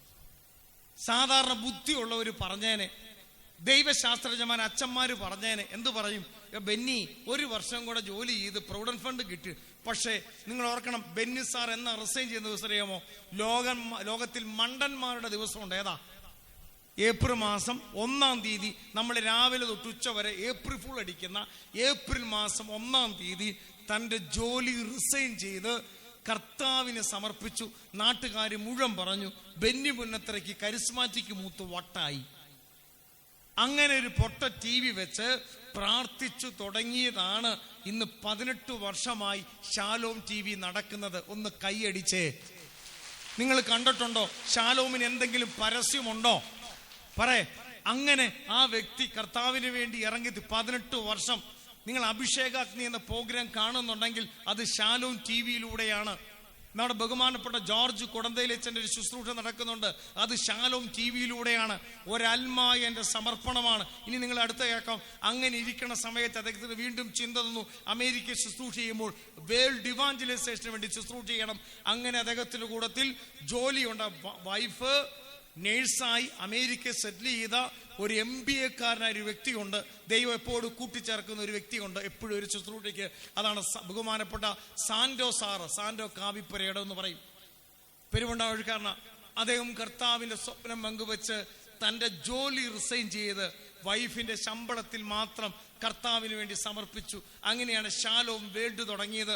നിങ്ങൾ ഓർക്കണം, ഷാലോം വേൾഡ് ഇന്ന് USA-ല്, യൂറോപ്പില്, ഓസ്ട്രേലിയൻ ഭൂഖണ്ഡത്തില്, ആഫ്രിക്കൻ ഭൂഖണ്ഡത്തില്, 5 ഭൂഖണ്ഡത്തിലും പെരുവണ്ണാമടിയിൽ നിന്ന് തുടങ്ങിയ ആ ശുശ്രൂഷ ഇന്ന് 5 ഭൂഖണ്ഡത്തിലുമുണ്ട്. അതാണ് ഷാലോം വേൾഡ്. ഒന്ന് കൈയടിച്ച് കർത്താവിനെന്ന് പറയേ. ശ്രദ്ധിക്കണം, ദൈവമക്കളെ, പണം വെച്ചിട്ടല്ല ദൈവം തന്റെ ശുശ്രൂഷ തുടങ്ങുന്നത്. നിങ്ങളുടെ സമർപ്പണമാണ്. പണമെല്ലാം ഇങ്ങനെ സൂക്ഷിച്ചു വെച്ച് ഒരു മനുഷ്യനും കൊടുക്കാതെ, പാവപ്പെട്ടവനും കൊടുക്കാതെ, അവസാനം അറ്റാക്ക് വന്നിട്ട് മക്കൾ നശിപ്പിക്കുന്നതിനേക്കാളും നല്ലത് എടുത്തു കൊടുക്ക് ദൈവ ശുശ്രൂഷയ്ക്ക്. കണ്ടോ? അങ്ങനെ ദൈവം ഉപയോഗിച്ചതാണ് ഷാലോം ടി വി. എന്നെ അത്ഭുതപ്പെടുത്തിയ മനുഷ്യൻ. ഞാൻ ഷാലോം വേൾഡിന് കൊടുത്ത് പല സ്ഥലത്തും പോയിരുന്നു. ഞാൻ പോലും പോകാൻ കാരണം കഴിഞ്ഞ 2 മാസങ്ങൾക്ക് മുമ്പ് ഓസ്ട്രേലിയയിലായിരുന്നു. ഈ പോകാൻ കാരണം ഈ ബെന്നി സാറിന്റെ സമർപ്പണമാണ്. ഓർത്ത് നോക്കിക്കേ. അതിനോട് ചേർത്ത് മാത്യു സാറിനെ, അതുപോലെ തന്നെ സാൻഡോ സാറിനെ അവർ ദൈവം ചേർത്തു. ഞാൻ ഒത്തിരി ഇഷ്ടപ്പെടുന്നുണ്ട്. നിങ്ങളുടെ ദശാംശ ഷാലോമിന് കൊടുക്കണം. Price the Lord. ഉറക്കെ പറഞ്ഞ ഹല്ലേലൂയ. രണ്ടാമത് എന്നെ അത്ഭുതപ്പെടുത്തിയ ഒരു ചെറുപ്പക്കാരുണ്ട്. നിങ്ങൾക്കെല്ലാം അറിയാം. 15ാമത്തെ വയസ്സിൽ 10ാം ക്ലാസ് കഴിഞ്ഞ് അവധിക്കാലത്ത് കുട്ടികളുടെ ധ്യാനം നടക്കുക. ആ കുട്ടികളുടെ ധ്യാനത്തിന് വണ്ണം കുറഞ്ഞ് ഒരു കൊച്ചു കിളുന്ത് പയ്യൻ, വളഞ്ഞിരിക്കണ പയ്യൻ ധ്യാനം കൂടിക്കൊണ്ടിരിക്കുക. അച്ഛൻ ചോദിച്ചു, ആരൊക്കെ കർത്താവിന് സമർപ്പിക്കും? അവൻ മാത്രം എഴുന്നേറ്റ് പറഞ്ഞു, എനിക്കൊരു സുവിശേഷകനാകണം. അച്ഛൻ കൈ തലയിലോട്ട് വെച്ച് പ്രാർത്ഥിച്ചു വിട്ടു. 15ാമത്തെ വയസ്സിൽ അച്ഛൻ പ്രാർത്ഥിച്ചു. 16ാമത്തെ വയസ്സിൽ, നിങ്ങൾ ശ്രദ്ധിക്കണം, 16ാമത്തെ വയസ്സിൽ ആ കൊച്ചു പയ്യൻ ഇടവകയിൽ ധ്യാനിപ്പിക്കാൻ തുടങ്ങി. അങ്ങനെ 30 വർഷം ആ കൊച്ചു പയ്യൻ കർത്താവിന് വേണ്ടി ഇറങ്ങിത്തിരിച്ചു. പത്രം വായിക്കാതെ, TV കാണാതെ. അങ്ങനെ ആ പയ്യൻ, ആ ചെറുപ്പക്കാരൻ ഒരിക്കൽ പ്രാർത്ഥിച്ചുകൊണ്ടിരിക്കുമ്പോൾ കർത്താവ് പറഞ്ഞു എൻ്റെ ഒരു സ്വപ്നമുണ്ട്, ഇന്ത്യ മുഴുവൻ നീ പരിശുദ്ധ കുർബാനയുമായിട്ട് പോകണം.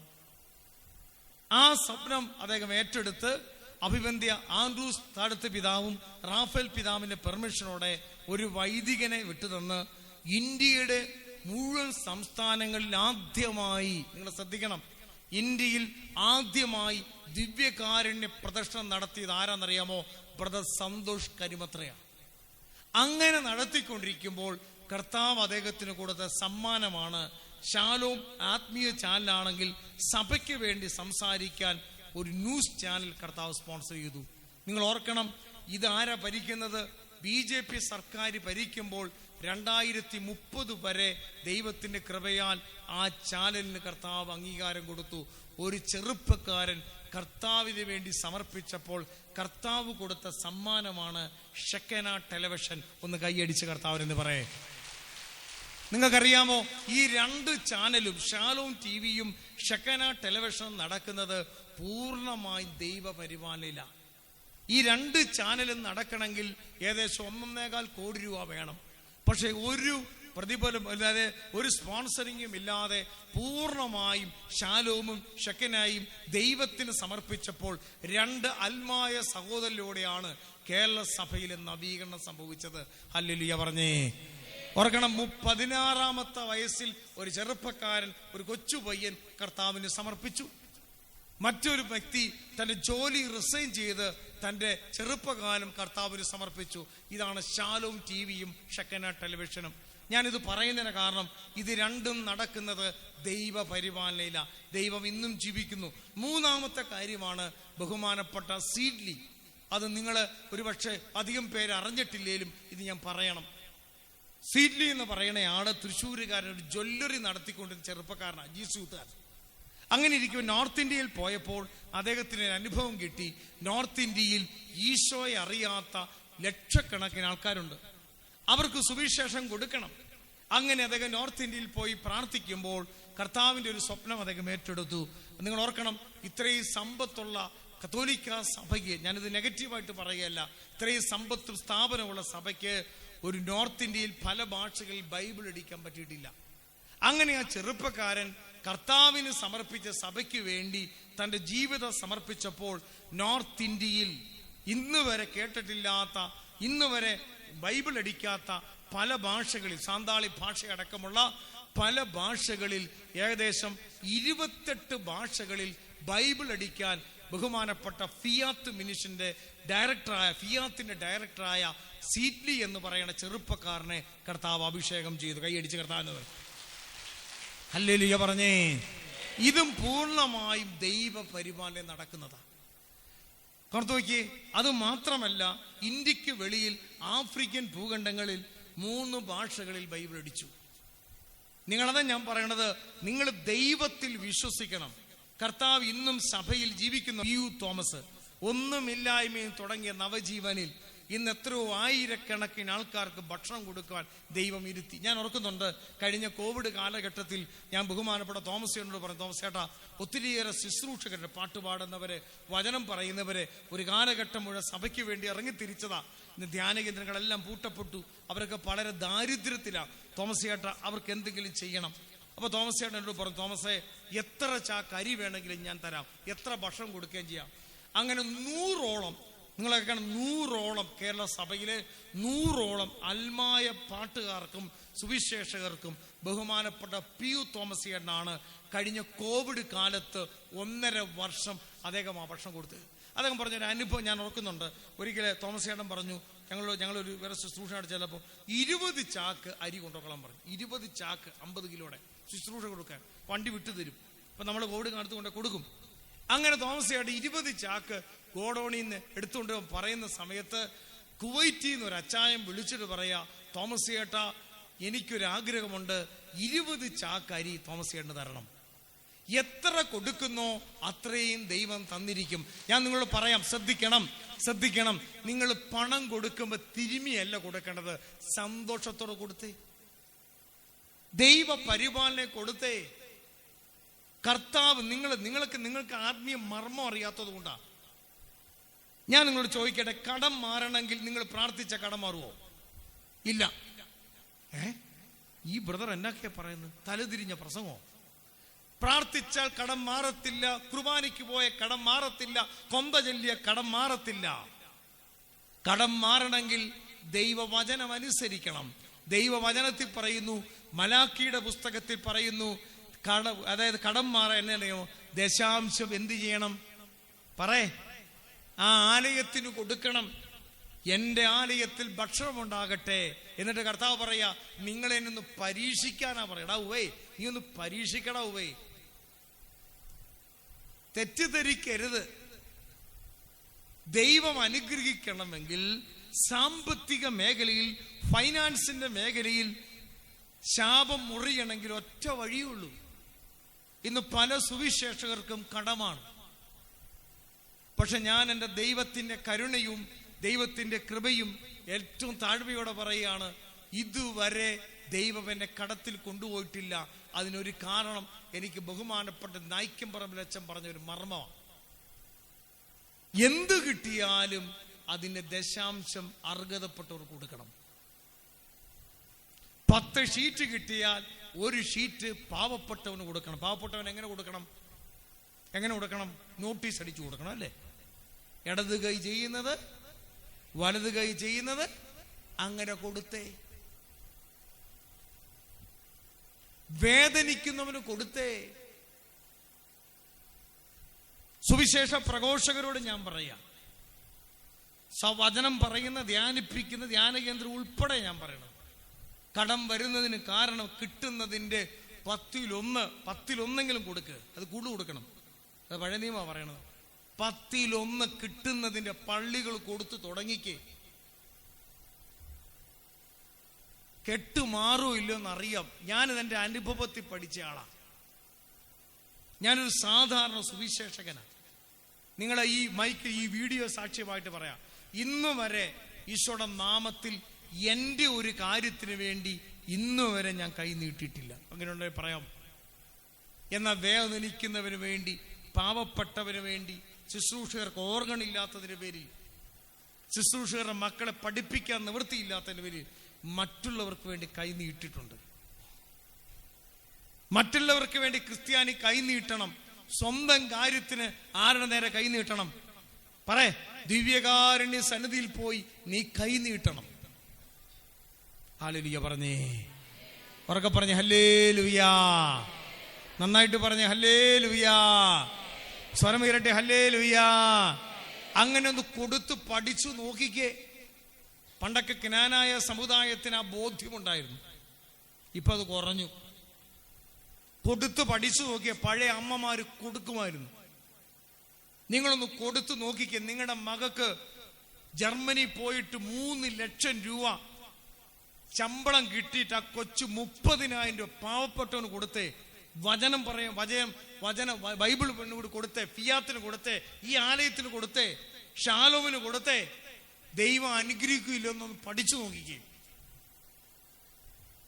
അല്ല, കടം മാറാൻ വേണ്ടി ധ്യാന കേന്ദ്രത്തിൽ കയറി ഇറങ്ങി മുട്ട് നിരങ്ങി പ്രാർത്ഥിച്ചാലൊന്നും കെട്ടഴിയത്തില്ല. ആ ധ്യാന ഗുരുക്കന്മാർ നിങ്ങളെ കബളിപ്പിക്കാൻ പറയണ.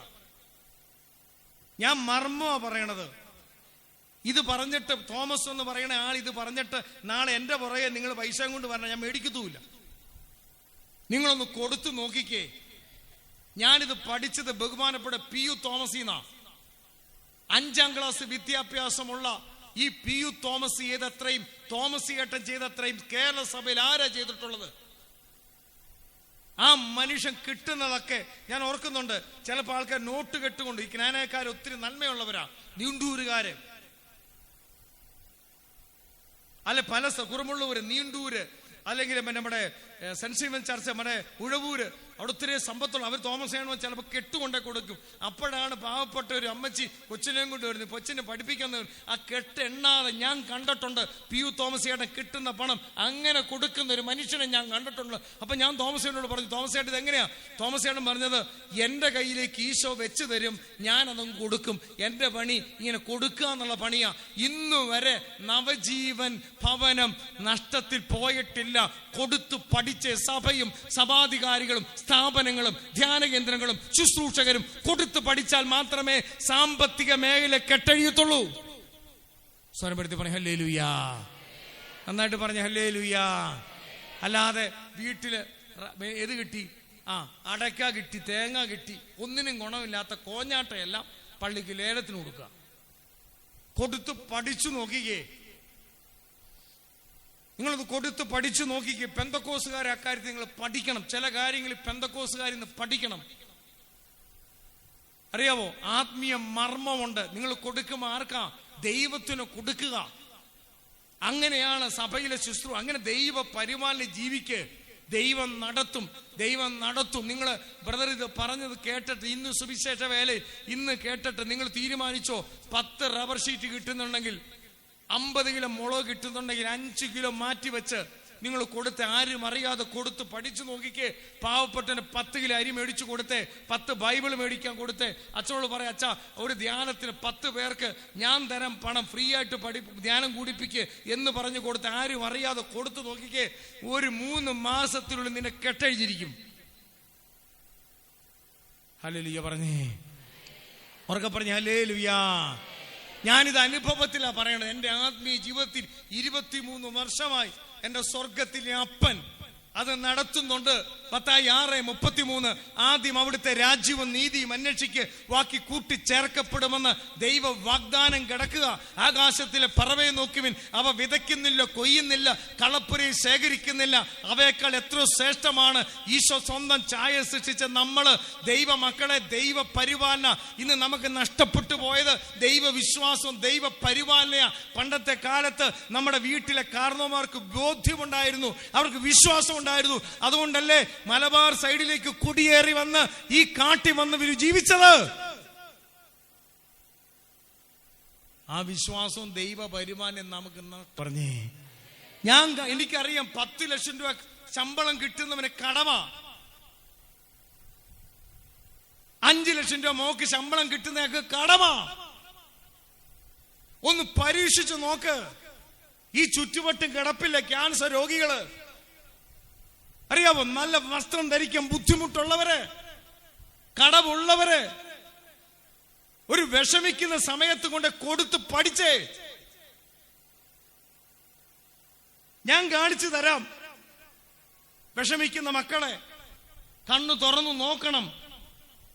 ആരും അറിയാതെ അവന്റെ വീട്ടിൽ ചെന്നിട്ട് ആ തളർന്നു കിടക്കണ അപ്പന്റെ മുമ്പിൽ തലയണക്കടയിൽ കൊണ്ട് 500-ന്റെ കെട്ടങ്ങ് വെച്ചു കൊടുക്കേ. ഈ തലയുടെ കീഴെ കെട്ട് വെച്ചു കൊടുക്കുമ്പോ സ്വർഗത്തിലെ അപ്പനുണ്ടല്ലോ, നിങ്ങളുടെ മക്കളെ കെട്ടടിച്ചു കൊടുക്കും. ഹല്ലേലൂയ. സ്വരം എഴുതി പറ ഹല്ലേലൂയ, ഹല്ലേലൂയ. യേശുവേ, അതുകൊണ്ട് വചനം പറയുമ്പോഴും വചനം ഏറ്റു പറയുമ്പോഴല്ല, വചനം പാലിക്കുമ്പോഴാണ് ദൈവാനുഗ്രഹം കിട്ടുന്നതെന്ന് പഠിക്കണം. നീ ഭൂമിയിൽ ദീർഘകാലം ജീവിക്കാൻ വേണ്ടി എന്ത് ചെയ്യണമെന്നാ പറഞ്ഞത്? എക്സസൈസ് ചെയ്യണമെന്നാ പറഞ്ഞത്? യോഗ ചെയ്യണമെന്നാ പറഞ്ഞത്? രാവിലെ എഴുന്നേറ്റ് കുട്ടി നിക്കറ് ഇട്ട് ഇച്ചിരി ഇട്ട് നിക്കറ് ഇട്ടോണ്ട് ഓടി നടക്കാനാണ് പറഞ്ഞത്? ആണോ? ജിമ്മിൽ പോകാനാണ് ദൈവവചനം പറഞ്ഞത്? അല്ല. എഫെസസ് 6:2 വചനം എടുത്ത് വായിച്ചേ. നീ ദീർഘകാലം ജീവിക്കുക ഒറ്റ വഴിയുള്ളൂ. നിന്റെ അപ്പനെ അമ്മയെ ബഹുമാനിക്കുക, അമ്മായിപ്പനെ അമ്മായിമ്മയെ ബഹുമാനിക്കുക. ഈ ഒറ്റ കാര്യം ചെയ്താൽ മതി. നിന്റെ കുടുംബം അനുഗ്രഹിക്കപ്പെടും, നിന്റെ ആയുസ് ഇരട്ടിപ്പെടും. ഇതാണ് വചനം പഠിപ്പിച്ചത്. വചനം പറയുമ്പോഴല്ല, വചനം അനുസരിക്കുമ്പോഴാണ് ദൈവം ഇടപെടുന്നത്. വലതുകരം ഉയർത്തി പറഞ്ഞ ഹല്ലേലൂയാ. സ്വരമെടുത്ത് പറഞ്ഞ ഹല്ലേലൂയാ, ഹല്ലേലൂയാ. സ്വരമുയരട്ടെ, ഹല്ലേലൂയാ. യേശുവേ നന്ദി. സമർപ്പിച്ചു നോക്കിക്കേ, കർത്താവിന് വേണ്ടി സമർപ്പിച്ചു നോക്കിക്കേ. അറിയാവോ, മർക്കോസ് സുവിശേഷം 9:41 ബൈബിൾ ഉണ്ടോ സഹോദരി? ഇവിടുന്ന് വായിച്ചേ. മർക്കോസ് 9:41. ഒരാളെങ്കിലും ബൈബിൾ കൊണ്ടുവന്നല്ലോ.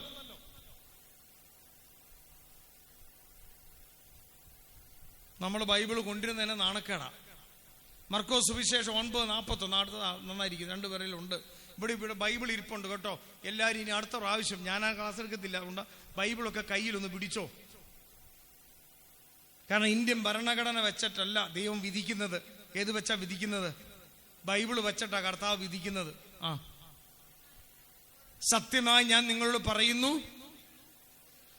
നിങ്ങൾ ക്രിസ്തുവിലുള്ളവരാകയാൽ അവന്റെ നാമത്തിൽ ആരെങ്കിലും നിങ്ങൾക്ക് ഒരു പാത്രം, കണ്ടോ, ഒരു ഗ്ലാസ്, ഒരു പാത്രം വെള്ളം, ഇങ്ങോട്ട് ശ്രദ്ധിച്ചേ, ഈശോയുടെ നാമത്തിൽ ഒരു പാത്രം വെള്ളം കൊടുത്താൽ, പഞ്ചസാര പോലും ഇടണ്ട, തേയിലവെള്ളം പോലും ചേർക്കണ്ട, പാലിടണ്ട, പച്ചവെള്ളം കൊടുത്താൽ പ്രതിഫലം തരുമെന്ന് ഈ വാഗ്ദാനം അനുസരിച്ച് എനിക്ക് തന്നെ ബോധ്യപ്പെടുത്തിയ വചനമാ. ഒരു ക്ലാസ് കൊടുത്തേ, ഒരു ശുശ്രൂഷാലയത്തിൽ വരുമ്പോ നേരത്തെ വന്ന് ഈ കസേരയൊന്ന് പിടിച്ചിട്ട് കൊടുത്തേ, അങ്ങനെ ഒന്ന് ചെയ്ത് സഹായിച്ച ദൈവം തരുമോ? വചനം പഠിപ്പിക്കുന്നതിനാ. ഒരു ഗ്ലാസ്, ഒരു പാത്രം വെള്ളം കൊടുത്താൽ അവന് പ്രതിഫലം തരുമെന്ന് ആരാ പറഞ്ഞത്? ജോർജ് അച്ഛനല്ല പറഞ്ഞത്. ആരാ പറഞ്ഞത്? ഈശോ, അന്തോനീയോസിനല്ല പറഞ്ഞത്, ഈശോ മിശിഹ പറഞ്ഞതാ. അതുകൊണ്ടാണ് പഴയ കാരണവന്മാർക്കറിയാം, അവർ പള്ളി പണിതവരാ. ആദ്യം ഒരു ദേശത്ത് വരുമ്പോൾ അവരെന്താ ആദ്യം പണിയുന്നത്? പള്ളി പണിയും. അതെങ്ങനെയാ? ഏറ്റവും ഉയർന്ന സ്ഥലത്ത് ഒരു പള്ളി പണിയും, പള്ളിക്കൊരു ബലിപീഠം പണിയും, ഒരു കുരിശ് പണിയും, ഏറ്റവും നല്ല ഒരു പള്ളി ആയിരിക്കും. അങ്ങനെ പണിത് അവർ അധ്വാനിക്കാൻ തുടങ്ങിയപ്പോൾ അവരുടെ വിളവ് വർദ്ധിക്കാൻ തുടങ്ങി, അവരുടെ സമ്പത്ത് വർദ്ധിക്കാൻ തുടങ്ങി. ദൈവത്തിന് 1-ാം സ്ഥാനം കൊടുക്ക്, 1-ാം സ്ഥാനം ദൈവത്തിന് കൊടുക്ക്. സമ്പത്തിന്റെ കാര്യത്തിൽ 1-ാം സ്ഥാനം ദൈവത്തിന് കൊടുക്ക്. പ്രാർത്ഥനയ്ക്ക് 1-ാം സ്ഥാനം ദൈവത്തിന് കൊടുക്ക്. മക്കളെക്കാൾ ഉപരി, ഭാര്യയേക്കാൾ ഉപരി, പ്രൊഫഷനേക്കാൾ ഉപരി, സമ്പത്തിനേക്കാൾ ഉപരി, ബിസിനസിനേക്കാൾ ഉപരി, റബ്ബർ തോട്ടത്തെക്കാൾ ഉപരി, ആരോഗ്യത്തെക്കാൾ ഉപരി ദൈവത്തിന് സ്ഥാനം കൊടുക്ക്. ദൈവം അനുഗ്രഹിക്കുമല്ലോ എന്നറിയാം. ഹല്ലേലൂയ പറഞ്ഞേ. നിങ്ങളുടെ പ്രാർത്ഥന മാത്രം കണ്ടാൽ മതി ദൈവത്തിന് 1-ാം സ്ഥാനം ഉണ്ടോന്ന്. വൈകുന്നേരം 7 മണിക്ക് സന്ധ്യാപ്രാർത്ഥനയ്ക്ക് മണി അടിച്ചു, 7:30 വരെ കൊന്തയാന്ന് വിചാരിക്കുക. നിങ്ങൾ ദൈവത്തിന് 1-ാം സ്ഥാനം കൊടുക്കുന്നുണ്ടെങ്കിൽ ആദ്യത്തെ ലക്ഷണം അറിയാം. മൊബൈൽ എടുത്ത് ഓൺ ചെയ്തുകൊണ്ട് പ്രാർത്ഥനയ്ക്ക് ഇരിക്കുന്നവനൊന്നും 1-ാം സ്ഥാനം ദൈവത്തിനല്ല കൊടുക്കുന്നത്. അച്ഛനല്ല പിതാവ് വിളിച്ചപ്പോൾ നീ എടുക്കരുത്. 1/2 മണിക്കൂർ നീ മൊബൈൽ മാറ്റിയിട്. മൊബൈൽ പ്രാർത്ഥിക്കാൻ നേരത്തെ മൊബൈൽ അടുത്ത് ഇരിക്കുന്നുണ്ടെങ്കിൽ ഒരുത്തനും 1-ാം സ്ഥാനം ദൈവത്തിനല്ല കൊടുക്കുന്നത്. Hallelujah, hallelujah. പ്രാർത്ഥിക്കാൻ ഇരിക്കുമ്പോ മൊബൈൽ അടുത്ത് ഇരിപ്പുണ്ടെങ്കിൽ അറിയാം അവന്റെ 1-ാം സ്ഥാനം എന്താ? വാട്സപ്പ്. ഭാര്യയെക്കാളും ഭർത്താവിനെക്കാളും മക്കളെക്കാളും അവൻ 1-ാം സ്ഥാനം ആർക്ക? വാട്സപ്പ്. ചിലർ അങ്ങനെയുണ്ട്, പ്രാർത്ഥിക്കാൻ ഇരിക്കുമ്പോ ഇത് പിടിക്കും, എന്നിട്ട് ഇടയ്ക്കിടയ്ക്ക് സൈലൻസിൽ ഇടത്തുള്ളൂ. അപ്പൊ ഇങ്ങനെ ഓടിക്കൊണ്ടിരിക്കുമല്ലോ. 1/2 മണിക്കൂർ നീ മാറ്റി വെക്കുന്നുണ്ടെങ്കിൽ നീ 1-ാം സ്ഥാനം ദൈവത്തിനാ കൊടുക്കുന്നത്. ഞായറാഴ്ച വീട്ടിൽ ഗസ്റ്റ് വന്നു, 7 മണിക്ക് പള്ളി കുർബാന. ഗസ്റ്റ് അവിടെ ഇരിക്കട്ടെ, വേറെ ഒന്നും വേണ്ട. 7 തൊട്ട് 7:30 വരെയുള്ള സന്ധ്യ പ്രാർത്ഥന സമയത്ത് നിന്റെ വീട്ടിലൊരു ഗസ്റ്റ് വന്നാൽ ആ ഗസ്റ്റ് അവിടെ ഇരുന്നോട്ടെ. അവൻ മുസ്ലിം ആയിക്കോട്ടെ, അവൻ ഹിന്ദു ആയിക്കോട്ടെ, അവൻ കമ്മ്യൂണിസ്റ്റുകാരനായിക്കോട്ടെ, അവൻ എത്തിസ്റ്റ് ആയിക്കോട്ടെ, അവനോട് പറയും ഇരിക്ക്, ഞാൻ എന്റെ ദൈവത്തെ ആരാധിക്കുന്ന സമയമാ. അങ്ങനെ പറയുന്നവനാ വിശ്വാസി. അല്ലാതെ തരത്തിന് തരം പാട്ടി പ്രാർത്ഥന മാറ്റുന്നവനല്ല വിശ്വാസി. ഹല്ലേലൂയ. ഉറക്കെ പറഞ്ഞ ഹല്ലേലൂയ. മനസ്സിലായോ? മനസ്സിലായി. എന്നാ മനസ്സിലായി? ഇതാണ് നമ്മൾ ചിന്തിക്കേണ്ടത്. തരത്തിന് തരം പോലെ മാറ്റി വെക്കുക. നമുക്ക് മാറ്റി വെക്കാവുന്ന സംഭവം എന്താ? ഈശോ മാത്രം. എന്നിട്ട് ദൈവമാണ്. ഞാൻ ഒരു കാര്യം പറയാം, 1-ാം സ്ഥാനം നിങ്ങൾ ദൈവത്തിന് കൊടുത്തേ. 1-ാം സ്ഥാനം ദൈവത്തിന് കൊടുത്തേ. എല്ലാത്തിനും ഉപരി ദൈവത്തിന് കൊടുത്തേ. ദൈവ പ്രമാണം അനുസരിച്ച് ജീവിച്ച്, ദൈവ കൽപ്പന അനുസരിച്ച് ജീവിച്ച്, കണ്ണും പൂട്ടി ദൈവത്തെ വിശ്വസിച്ച് നിങ്ങൾ ഏത് ദേശത്ത് നിന്നാലും തകരത്തില്ലെന്ന്. എന്നാ ലോകം എന്ത് പറഞ്ഞാലും ശരി, ബിസിനസ്സുകാർ എന്ത് പറഞ്ഞാലും ശരി, ഗവൺമെന്റ് എന്ത് പറഞ്ഞാലും ശരി, ഏത് സർക്കാർ ഭരിച്ചാലും ശരി, നീ ദൈവത്തിൽ ആശ്രയിക്കുന്നെങ്കിൽ നിന്നെന്തിന് തലമുറകളെയും കർത്താവ് സംരക്ഷിച്ചിരിക്കും. വിശ്വാസമുണ്ടോ? ഇല്ല. ഭയങ്കര വിശ്വാസമാണ്. അവർക്ക് പറഞ്ഞ ഹല്ലേലൂയാ, നന്നായിട്ട് പറഞ്ഞ ഹല്ലേലൂയാ. നമുക്കൊന്ന് എഴുന്നേറ്റ് നിൽക്കാം, ചാടി ഒന്ന് എഴുന്നേറ്റ് വന്നൊരു പാട്ടൊക്കെ പാടി. നിങ്ങൾ വിശ്വസിക്കുന്നുണ്ടോ? അവർക്ക് പറഞ്ഞേ, പറച്ചിൽ മാത്രമുള്ളോ? വിശ്വസിക്കുക. ഞാൻ പറയണ കാര്യങ്ങൾ സീരിയസ് ആയിട്ട് ഇങ്ങനെ എടുത്തോ. ഒന്നാം സ്ഥാനം ദൈവത്തിന് കൊടുത്തേ. ആരാധന ഇപ്പൊ നമ്മൾ തുടങ്ങാൻ പോവാ. പ്രാർത്ഥിക്കാൻ നേരത്തെ കൈ പൊക്കുമ്പോ അറിയാം ഒന്നാം സ്ഥാനം കർത്താവിനാണോന്ന്. നിപ്പ് കാണുമ്പോ അറിയാം ഒന്നാം സ്ഥാനം കർത്താവിനാണോന്ന്. കർത്താവിനൊരു വിലയില്ലെങ്കിൽ ഇങ്ങനെ ചത്ത ചതഞ്ഞ് നിൽക്കും. വായിക്കോട്ടയം വിട്ട ഒന്നാം സ്ഥാനം. ഷുഗർ ഉണ്ട് പോട്ടെ, കൊളസ്ട്രോൾ ഉണ്ട് പോട്ടെ, എല്ലാവർക്കും ഷുഗർ. കൊച്ചു പിള്ളേർക്ക് ഷുഗറാണോ? സിനിമാറ്റിക് ഡാൻസ് ഇട്ട തുള്ളുന്ന പിള്ളേരുണ്ട് ഇതിനകത്ത്. സിനിമ കാണാൻ പോകുമ്പോ ഒന്നാം സ്ഥാനത്തേക്കാണ്. അൽഫാമും ഗിൽഫാമും അടിക്കാൻ നേരത്ത് ഒന്നാം സ്ഥാനം കൊടുക്കും. ആരാധനയ്ക്ക് വരുമ്പോ ഇവളന്മാരെല്ലാം ഉറക്കവാ. അപ്പൊ ഒന്നാം സ്ഥാനം ആർക്കാ കൊടുക്കുന്നത്? പള്ളി നിൽക്കുമ്പോൾ അറിയാം. നിൽക്കുന്ന കുർബാനയ്ക്ക് കൈകൂപ്പി ഇങ്ങനെ നിൽക്കുന്ന ഒരുത്തൻ കുർബാന നിപ്പുണ്ടെങ്കിൽ അവൻ ഈശോയെ പുച്ഛമാണെന്നാ. നീ ഈശോയെ താൻ എന്തേലും ചെയ്തോളാനാ പറയുന്നത്. ഒരാൾ ഇങ്ങനെ നിൽക്കുന്നുണ്ട്, അവൻ മുഖ്യമന്ത്രി വന്നാൽ ഇങ്ങനെ നിൽക്കും, പ്രധാനമന്ത്രി വന്നാൽ ഇങ്ങനെ നിൽക്കും, പ്രസിഡന്റ് വന്നാൽ ഇങ്ങനെ നിൽക്കും, ബിഷപ്പ് വന്നാൽ കയ്യെ മുത്തും. ഈശോയുടെ കുർബാനയ്ക്ക് മാത്രം ഇങ്ങനെ. അവന്റെ നിപ്പ് കാണുമ്പോൾ അറിയാം അവൻ ഒന്നാം സ്ഥാനം ആർക്കാ. പറഞ്ഞോ? ഉറക്കെ പറഞ്ഞ ഹല്ലേലൂയാ. എന്നാ പിശാചിന്റെ ആരാധനയായ DJ പാർട്ടി നടക്കുമ്പോൾ ഇവളുമാരൊക്കെ തുള്ളിച്ച കാണണം.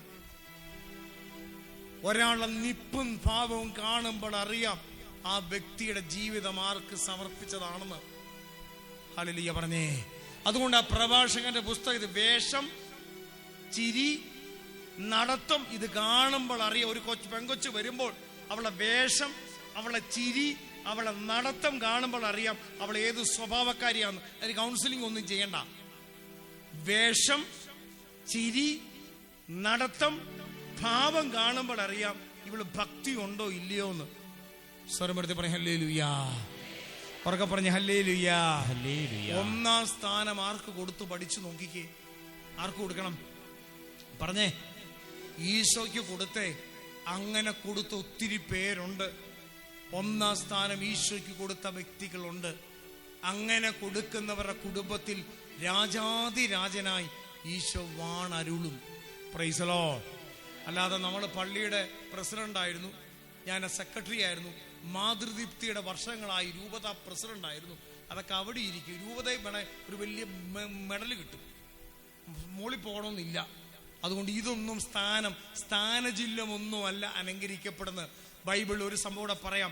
രണ്ടുപേര് പള്ളിയിൽ വന്നു പ്രാർത്ഥിക്കാൻ. അപ്പൊ ഒരു ചുങ്കക്കാരനും മറ്റേ ആള് നീതിമാനും. ആരുടെ പ്രാർത്ഥന ദൈവം കേട്ടത്? പറഞ്ഞു. അതെന്തുകൊണ്ടാണെന്നറിയോ? ചുങ്കക്കാരൻ മറ്റവൻ മസിൽ പിടിച്ച് ഞാൻ പ്രാർത്ഥനക്കാരനാ നിന്നു, മറ്റേ ആള് പാവം ഇങ്ങനെ നിന്നു. ആരുടെ പ്രാർത്ഥന ദൈവം കേട്ടത്?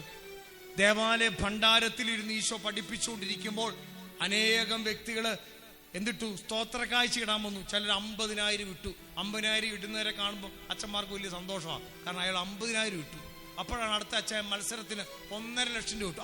ആ പുള്ളിക്ക് വലിയ പേര്. അതുകൊണ്ട് ചിലരൊക്കെ പള്ളിയുടെ ഈ ഫാനയിലൊക്കെ പേര് കണ്ടിട്ടില്ലേ? ഒലക്കുമൂട്ടിൽ ഒലകന്നാൻ വക ഫാൻ, ചക്കമൂട്ടി ചാക്കോച്ചാൻ വക എന്നാ ആ ബെഞ്ച്.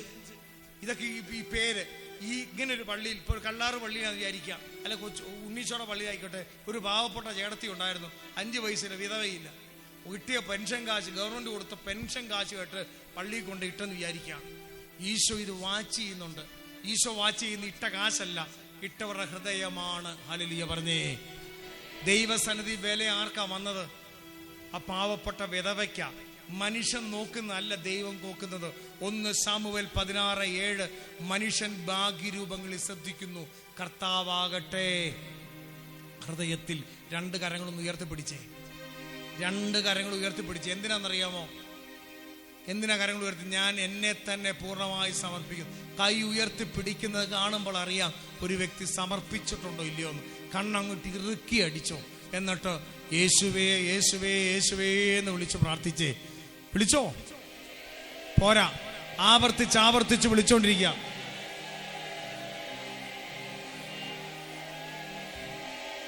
പോടെ, വിളിക്കട്ടെ. യേശുവേ യേശുവേ യേശുവേ. കരഞ്ഞു പ്രാർത്ഥിച്ചോ. കർത്താവിന്റെ ശക്തി ഇറങ്ങുന്ന സമയമാ, കർത്താവിന്റെ മഹത്വം ഇറങ്ങുന്ന സമയമാ, കർത്താവിന്റെ കൃപ ഇറങ്ങുന്ന സമയമാ, കർത്താവിന്റെ അഭിഷേകം ഇറങ്ങുന്ന സമയമാ. കർത്താവിന്റെ ശക്തി ഈ സമൂഹത്തിൽ വ്യാപരിക്കട്ടെ. യേശുവേ യേശുവേ യേശുവേ യേശുവേ. ശക്തിയുടെ ഉറവിടമേ, സൗഖ്യത്തിന്റെ ഉറവിടമേ, ജ്ഞാനത്തിന്റെ ഉറവിടമേ, കൃപയുടെ ഉറവിടമേ. കൈയടിച്ച് പാടാം, കരങ്ങളടിച്ച് പാടി പ്രാർത്ഥിക്കാം.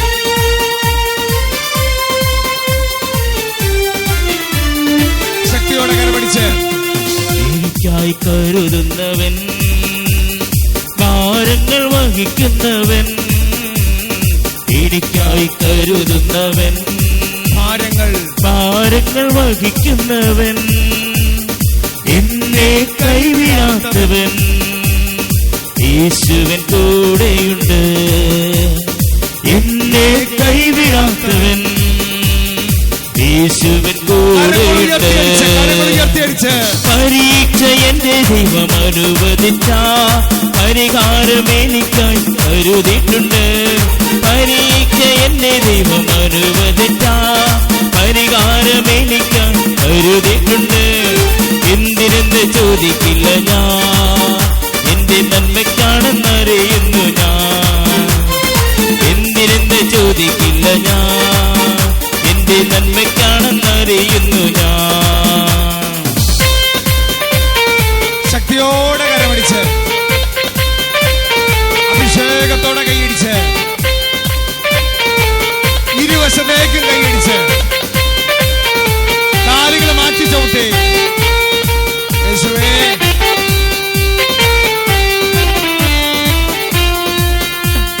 തിരിതിയിൽ വീണാലും അവിടെ ഞാൻ ഏകനല്ല.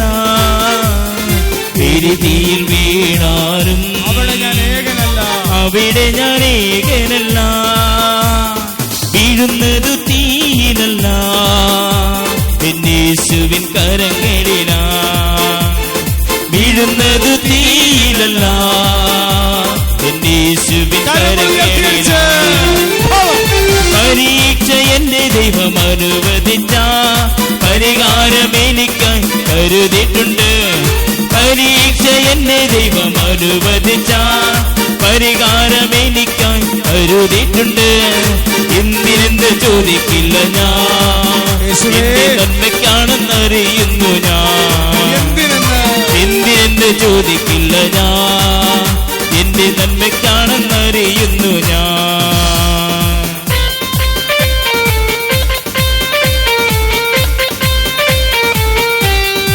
ശക്തിയോടെ കരമടിച്ച് എസെക്കിയേൽ 21:14 വചനം. മനുഷ്യപുത്ര, നീ കൈകൊട്ടുക.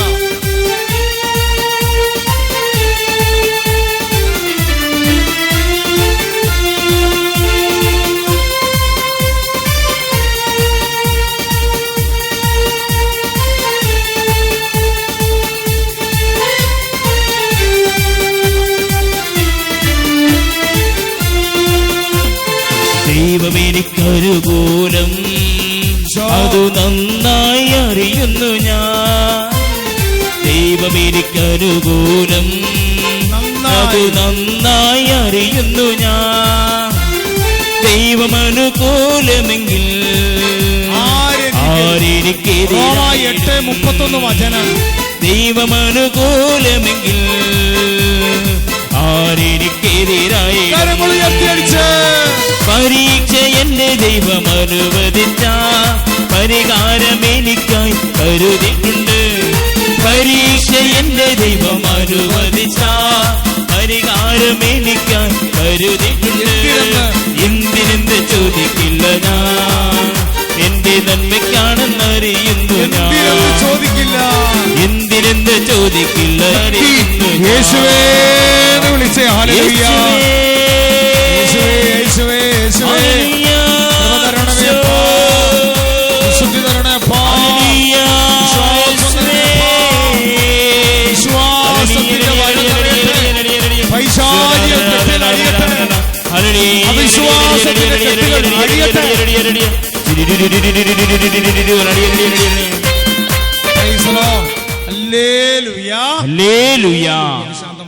ശാന്തമായിട്ടിരിക്കാം. പ്രിയപ്പെട്ടവരെ, ഞാൻ പറഞ്ഞു വന്നതെല്ലാം നമ്മുടെ ബേസിക് വിശ്വാസവും വചനമനുസരിച്ച് ജീവിക്കുമ്പോൾ ആ കർത്താവ് ഇടപെടുന്നത്. അടുത്ത വചനം നിങ്ങൾ ശ്രദ്ധിച്ചോ. അടുത്ത തൊട്ട അധ്യായം, ഇപ്പോൾ രക്തസ്രാവക്കാരി സ്ത്രീയുടെ കാര്യം നിങ്ങൾ കേട്ടു. അടുത്ത 6-ാം അധ്യായം 1 മുതലുള്ള വാക്യങ്ങൾ നിങ്ങൾ ശ്രദ്ധിച്ചേ.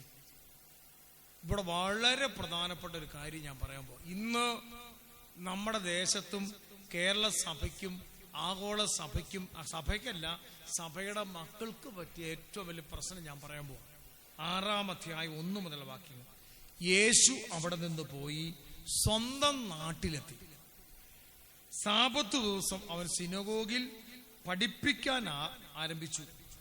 അവന്റെ വാക്ക് കേട്ട് പലരും ആശ്ചര്യപ്പെട്ടു പറഞ്ഞു, ഇവൻ ഇതെല്ലാം എവിടെ നിന്ന് കിട്ടി? ഇവന് കിട്ടി ജ്ഞാനം എവിടെന്ന്? എത്ര വലിയ കാര്യങ്ങളാണ് അവന്റെ കരങ്ങൾ വഴി സംഭവിക്കുന്നത്. അവൻ മറിയത്തിന്റെ മകനും യാക്കോബ്, യോസെ, യൂദാ, സിമിയോൻ എന്നിവരുടെ സഹോദരനുമായ മരപ്പണിക്കാരനല്ലേ. ആ വാക്ക് ശ്രദ്ധിച്ചേ. ആ വാക്കിനകത്തൊരു ഇകഴ്ത്തലുണ്ട്. അവൻ ആ മരപ്പണിക്കാരനല്ല. കണ്ടോ? നമ്മൾ ചിലർ അങ്ങനെയാണല്ലോ. നിങ്ങളുടെ നാട്ടില് ഒരു സാധാരണപ്പെട്ട കൂലിപ്പണിക്കാരൻ കർത്താവിന് വേണ്ടി ഇറങ്ങിയ നിങ്ങൾ പറയുന്ന വാക്കെന്നാ? ഓ, അവനെ തെങ്ങ് കയറുന്നവനല്ലേ, അവൻ പണ്ട് കള്ളു കുടിച്ച് നടന്നവനല്ലേ, അവന്റെ അപ്പനെ എനിക്കറിയാം, അവന്റെ അപ്പൻ ഇറച്ചി വെട്ടുകാരനല്ലേ. നമ്മുടെ ഈ ആപ്പൂക്ക എന്ന് പറയുന്ന പരിപാടി വരുന്നത്. ആപ്പൂക്ക എന്ന് പറയാൻ അറിയോ?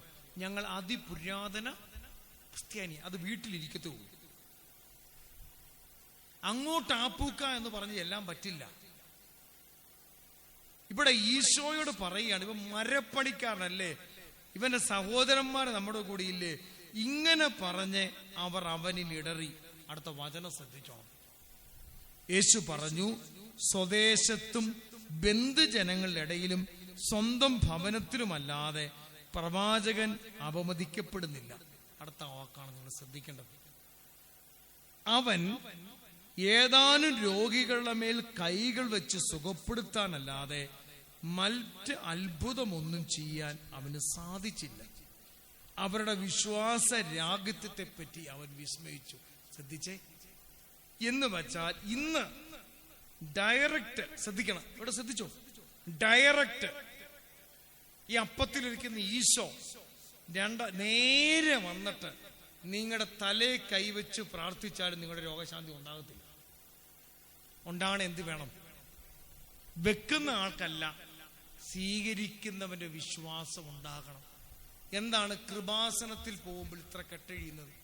പോകുന്നവൻ എന്തുണ്ട് പറ? എന്തുകൊണ്ടാണ് വെളുപ്പിനെ 5:30 അനുഗ്രഹ പ്രാർത്ഥന വയലാമണ്യച്ചന്റെ ജനം കേട്ടത്? അത് വിശ്വാസത്തോടെ കേട്ടതാണ്. പ്രിയപ്പെട്ട ദൈവ ജനമേ, ഇതൊരു മർമ്മം പഠിക്കണം.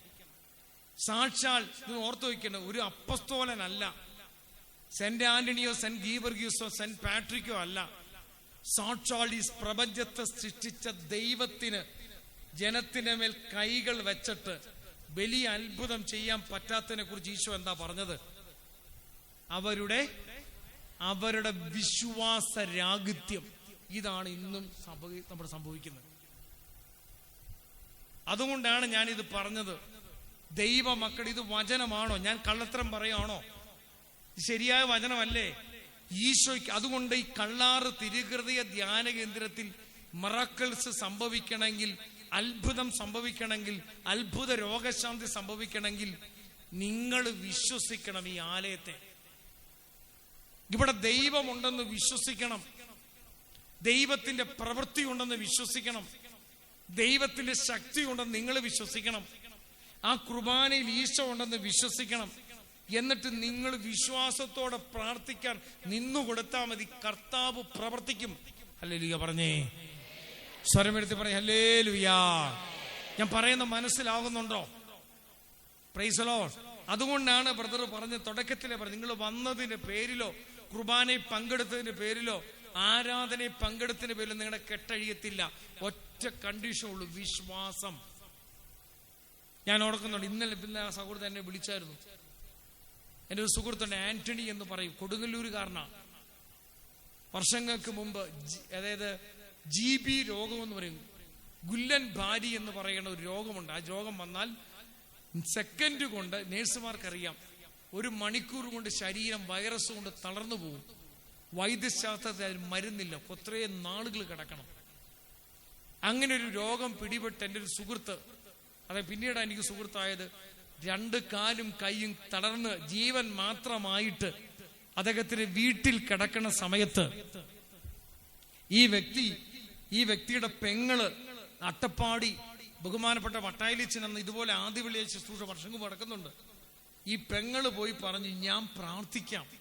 അവിടെ ആദ്യ വെള്ളിയാഴ്ച ശുശ്രൂഷ ഇങ്ങനെ ആരാധന നടക്കുമ്പോൾ കൈകൾ ഉയർത്തി ഇങ്ങനെ പ്രാർത്ഥിച്ചു, കർത്താവേ, എന്റെ സഹോദരൻ വൈദ്യശാസ്ത്രം ഉപേക്ഷിക്കപ്പെട്ട് വൈദ്യശാസ്ത്രത്തിന് മരുന്നില്ലാതെ ഈ വൈറസ് ബാധിച്ച് കയ്യും കാലും തളർന്ന് കൈക്കും കാലും അനക്കാൻ പറ്റാതെ ജീവൻ മാത്രമായിട്ട് കിടപ്പുണ്ട്. നിന്റെ ശക്തി അയക്കണമേ എന്ന് പറഞ്ഞ് ഈ സഹോദരി ഇങ്ങനെ പ്രാർത്ഥിച്ചുകൊണ്ടിരിക്കുമ്പോൾ വട്ടായിലിച്ചൻ വിളിച്ചു പറഞ്ഞു, ഒരു സഹോദരിയുടെ കണ്ണുനീരിന്റെ പ്രാർത്ഥന കേട്ടിട്ട് വീട്ടിൽ തളർന്നു കിടക്കുന്ന മകനെ കർത്താവ് സൗഖ്യപ്പെടുത്തുന്നു. ഈ സഹോദരി എന്ത് ചെയ്തു? ഫോൺ ഇങ്ങനെ ഓൺ ചെയ്ത് വെച്ചിരിക്കുന്നു സഹോദരൻ കേൾക്കാൻ വേണ്ടി. സഹോദരന്റെ ഭാര്യയോട് പറഞ്ഞു, ഞാൻ ഇങ്ങനെ പോകും, ആ സമയത്ത് ഫോൺ ഓൺ ചെയ്യും. ഫോൺ ഓൺ ചെയ്യുന്ന സമയത്ത് ഫോൺ ചെവി വെച്ച് കൊടുക്കണം. ഈ മനുഷ്യൻ ഇങ്ങനെ തളർന്നു കിടക്കും കൊടുങ്ങല്ലൂരിൽ. അങ്ങനെ ഈ സഹോദരി കയ്യിൽ മൊബൈൽ ഫോണ് ഉയർത്തിപ്പിടിച്ച് ഓൺ ചെയ്ത് ഇങ്ങനെ സ്തുതിച്ചുകൊണ്ടിരിക്കുമ്പോഴാണ് അച്ഛൻ വിളിച്ചു പറയണത്, തളർന്നു കിടക്കുന്ന ഒരു വൈദ്യശാസ്ത്രം ഉപേക്ഷിക്കപ്പെട്ട മകന് വേണ്ടി, ആന്റണി എന്ന പേര് പറഞ്ഞ്, ആന്റണി എന്ന മകന് വേണ്ടി പ്രാർത്ഥിക്കുന്ന മകളുടെ പ്രാർത്ഥന കേട്ടിട്ട് കർത്താവ് സൗഖ്യപ്പെടുന്നു. ഓർക്കണം, കിലോമീറ്റർ അട്ടപ്പാടിയിൽ നിന്ന് എവിടെയാ, കൊടുങ്ങല്ലൂര് വീടിന്റെ മുറിയിൽ തളർന്നു കിടക്കുന്ന മകനിലേക്ക് ദൈവശക്തി ഇറങ്ങി സ്പോട്ടിൽ ആ മനുഷ്യൻ കൊടുങ്ങല്ലൂരിൽ നിന്ന് എഴുന്നേറ്റു. ഇന്നലെ അദ്ദേഹം എന്നെ വിളിച്ചത് ബ്രദർ, ഇന്നലെ ശുശ്രൂഷ ചെയ്യണം ആന്റണി. ഇന്ന് അദ്ദേഹം എന്നെ വിളിച്ചിട്ട് പറയണം, ജനുവരി 1 മുതൽ അദ്ദേഹം ആഫ്രിക്കൻ മിഷന് വേണ്ടി കെനിയയ്ക്ക് പോവുക, ബ്രദറും വരുന്നുണ്ടോ എന്ന് ചോദിക്കാൻ വിളിച്ചതാ. ശുശ്രൂഷകനാ. ഒരു പെങ്ങടെ വിശ്വാസം, ആന്റണിയുടെ വിശ്വാസം അല്ല, ആന്റണിയുടെ പെങ്ങടെ വിശ്വാസം. അതുകൊണ്ടാണ് ഞാൻ പറഞ്ഞത്, നിങ്ങളുടെ ഭർത്താവിന് വിശ്വാസം ഇല്ലെന്നേ, നിങ്ങളുടെ മകൾക്ക് വിശ്വാസം ഇല്ലെന്നേ, നിങ്ങളുടെ അമ്മായിപ്പന് ഒട്ടും വിശ്വാസം ഇല്ലെന്നേ, ചേടത്തിക്ക് വിശ്വാസം ഉണ്ട്, അത് മതി. ഇവിടെ വന്നയാൾക്ക് വിശ്വാസം മതി, അല്ലാതെ എല്ലാവർക്കും വിശ്വാസം വേണമെന്നില്ല. അല്ലെ, നടപടി 16:31 വചനം, കർത്താവായ യേശുവിൽ നീയും നിന്റെ കുടുംബവും ഒറ്റയാൾക്ക് വിശ്വാസം മതി. അറിയാവോ, 10,000 പേരുടെ വിശ്വാസം വേണ്ട, ഒറ്റയാളുടെ വിശ്വാസം മതി. നിങ്ങൾ ഓർത്തു നോക്കി, അബ്രഹാം, പൂർവ്വപിതാവായ അബ്രഹാത്തിന് ദൈവം മകനെ കൊടുത്തത് ആരാ? പറഞ്ഞേ, കൊടുത്തത് ആരാ? ദൈവം കൊടുത്തതല്ലേ? എന്ന് വെച്ചാൽ സന്താന ശേഷി നഷ്ടപ്പെട്ട് 100 വയസ്സായ അബ്രഹാമിന് 90 വയസ്സായ സാറായിക്ക് എന്ന് വെച്ച മാസമുറ നിന്ന് ഇനി ഗർഭധാരണ ശേഷിയില്ലാത്ത ഈ 2 എണ്ണത്തിന് ദൈവം കൊടുത്ത സമ്മാനമാണ് എന്ത്? ഇസഹാക്ക്. ആര് കൊടുത്തതാ കൊച്ചിനെ? ആര് കൊടുത്തതാ? ദൈവം കൊടുത്തതാ. കർത്താവ് ഒരു ദിവസം പറഞ്ഞു, നീ അതിനെ കൊണ്ട് കൊല്ലാൻ കൊണ്ടുപോവാ, ബലി കഴിക്കാൻ. മനസ്സില്ല, മനസ്സോടെ ഈ അപ്പൻ ഏത് മലയാ? മോറിയ മലയുടെ ഈ മകനെ കൊണ്ട് കയ്യെ പിടിച്ച് ബലിക്കുള്ള ഈ വിറക് പിടിപ്പിച്ച് പോകുന്ന സമയത്ത് അപ്പന് ചങ്ക് കീറിയ, പക്ഷെ ദൈവം തന്ന കുഞ്ഞാ. നിങ്ങൾ ഓർക്കണം, കയ്യും കാലും കെട്ടി ബലിപീഠത്തിൽ കൊണ്ടുപോയി മകനെ കെട്ടിയിടുമ്പോ അപ്പന് വേദനയുണ്ട്. കത്തി എടുത്തുയർത്തുമ്പോ ഒരു സംഭവം ഉണ്ടായി. എന്താ? ഒരു കുഞ്ഞാട് കരയുന്നു. ആണോ? നിങ്ങൾ അറിയാത്ത ഒരു സംഭവം ഞാൻ പറയാം. അബ്രഹാം വിശ്വാസത്തോടെ തന്റെ മകനെ മലയുടെ ഇപ്പുറത്തെ വശത്തൂടെ കയറ്റുമ്പോൾ അപ്പുറത്തെ വശത്ത് ഈ അബ്രഹാം കാണാതെ, മകൻ കാണാതെ, ആരും കാണാതെ എന്റെ സ്വർഗത്തിലെ അപ്പൻ ഈ അബ്രഹാം എത്ര കയറ്റിക്കൊണ്ടിരിക്കുന്നു അത്രയും പൊക്കത്തില് തന്റെ ഈ ഇസഹാക്കിന് പകരമായി ബലിക്കുള്ള ആ മൃഗത്തെയും കൊണ്ട് ദൈവം കയറ്റി കറക്റ്റ് ടൈമിൽ കൊണ്ടുവന്നു. ഇതാണ് ദൈവം. ഒരു വശത്ത് കണ്ണുനീര് ഉണ്ടെങ്കിൽ മറുവശത്തൂടെ കർത്താവ് ഒപ്പാനുള്ള വഴി കൂടെ തരും. അതിനാണ് വിശ്വാസം എന്ന് പറയുന്നത്. ഹല്ലേലൂയ പറഞ്ഞേ. അല്ലാതെ ഒന്നും കണ്ടിട്ടല്ല, ശൂന്യതയിലുള്ള എടുത്ത് ചാട്ടമാ. ഞാൻ ഈ സുവിശേഷ വേലയ്ക്ക് ഇറങ്ങിയത് ശൂന്യതയിലുള്ള എടുത്ത് ചാട്ടമാ. എന്ന് വെച്ചാൽ നാളെ ഇന്ന് എന്നോട് ആത്മീയ പിതാവും പറഞ്ഞതാ, ഇന്ന് ഒറ്റ കാര്യം മതി, വിശ്വാസം. കർത്താവിന് വേണ്ടി ഇറങ്ങുമ്പോൾ ദൈവം നടത്തും.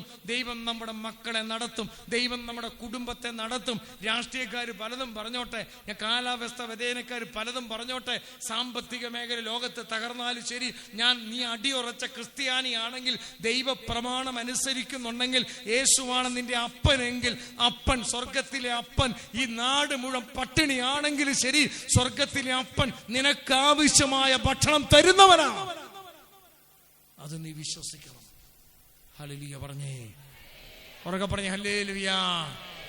ഏലിയായ്ക്ക് എങ്ങനെയാ അപ്പം കൊടുത്തത്? ആരിലൂടെ കൊടുത്തത്? കാക്ക എന്തെങ്കിലും കൊടുക്കുവോ?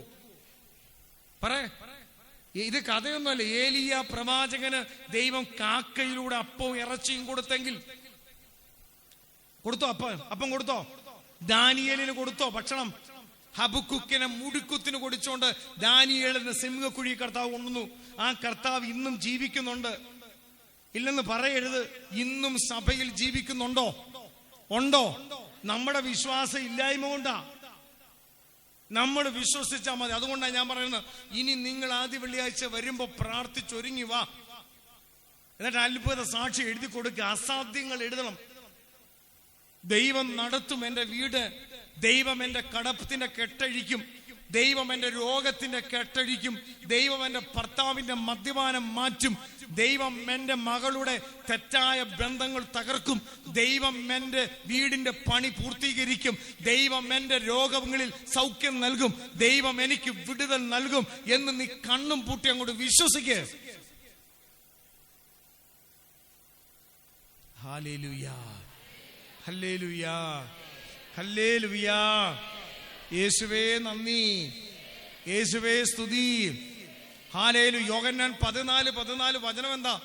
നിങ്ങൾ എന്റെ നാമത്തിൽ എന്തെങ്കിലും ചോദിക്ക്, ഞാനത് ചെയ്തു തരും. യോഹന്നാൻ 16:24 നിങ്ങൾ ഇതുവരെ എന്റെ നാമത്തിൽ ഒന്നും ചോദിച്ചിട്ടില്ല, ചോദിക്കുവൻ നിങ്ങൾക്ക് തരും. വിശുദ്ധ മത്തായി 7:7 ചോദിക്കുവൻ നിങ്ങൾക്ക് ലഭിക്കും എന്ന് പറഞ്ഞ കർത്താവാ. നിങ്ങൾ ഓർക്കണം, നിങ്ങൾ വിശ്വാസത്തോടെ പ്രാർത്ഥിച്ചേ. നിങ്ങൾ വിശ്വാസത്തോടെ പ്രാർത്ഥിച്ചേ. കർത്താവ് നിങ്ങളുടെ ജീവിതത്തിൽ ഇടപെട്ടിരിക്കും. Price the Lord. കർത്താവ് നിങ്ങളുടെ കുഞ്ഞുങ്ങളെ തൊട്ടിരിക്കും. തൊടുവോ? തൊട്ടിരിക്കും. കർത്താവ് നിങ്ങളുടെ ഭർത്താവിന് മാനസാന്തരം തന്നിരിക്കും. കർത്താവ് വരം വേണം. അങ്ങനെ കർത്താവിന്റെ ഉണ്ടെന്നുള്ള ബോധ്യം ഉണ്ടെങ്കിൽ നമുക്ക് പാപം ചെയ്യാൻ പറ്റുമോ?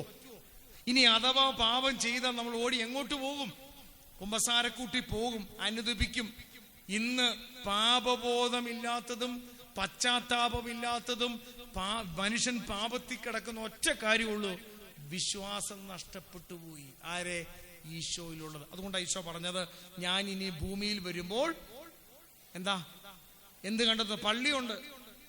പള്ളിയുണ്ട്, സ്കൂളും ഉണ്ട്, കോളേജും ഉണ്ട്, ധ്യാനകേന്ദ്രമുണ്ട്, കപ്പേളയുണ്ട്, രൂപമുണ്ട്, ക്രൂശിത രൂപമുണ്ട്. പക്ഷെ എന്തില്ല?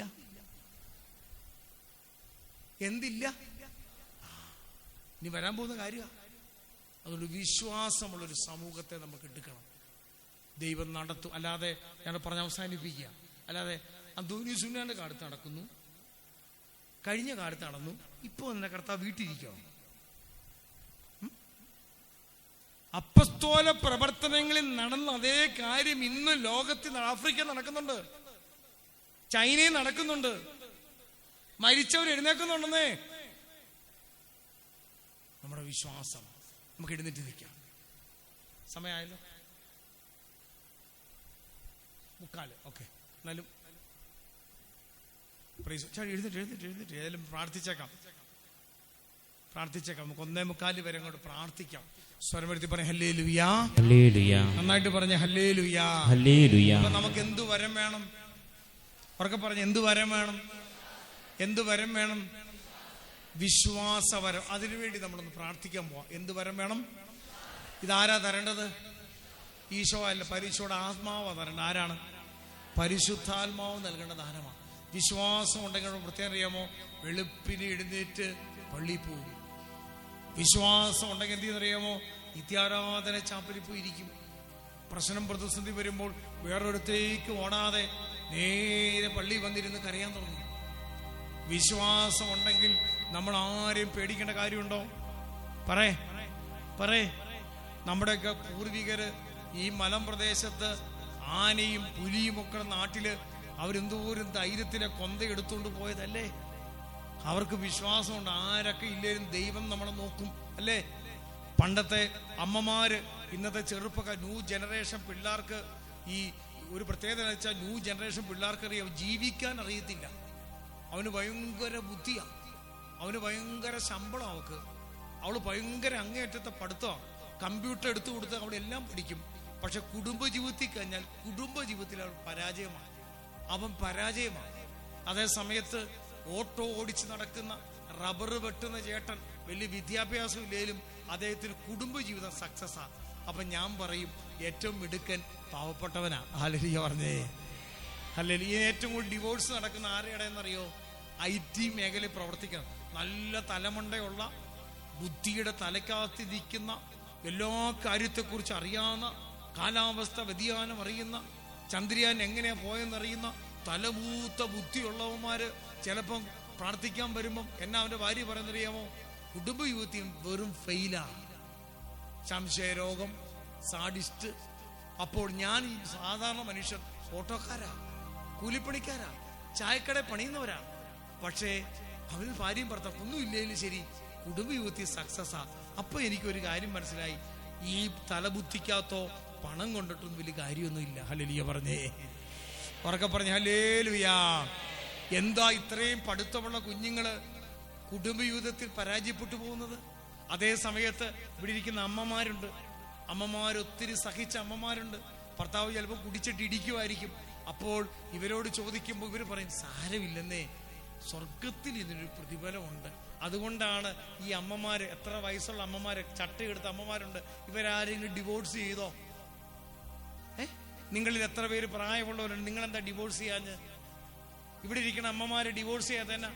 നിങ്ങൾ ഡിവോഴ്സ് കേസുമായിട്ട് വരുന്ന കേസ് അച്ഛന്മാരോട് ചോദിക്കുക, ചിരിച്ച് മണ്ണു കുത്തും.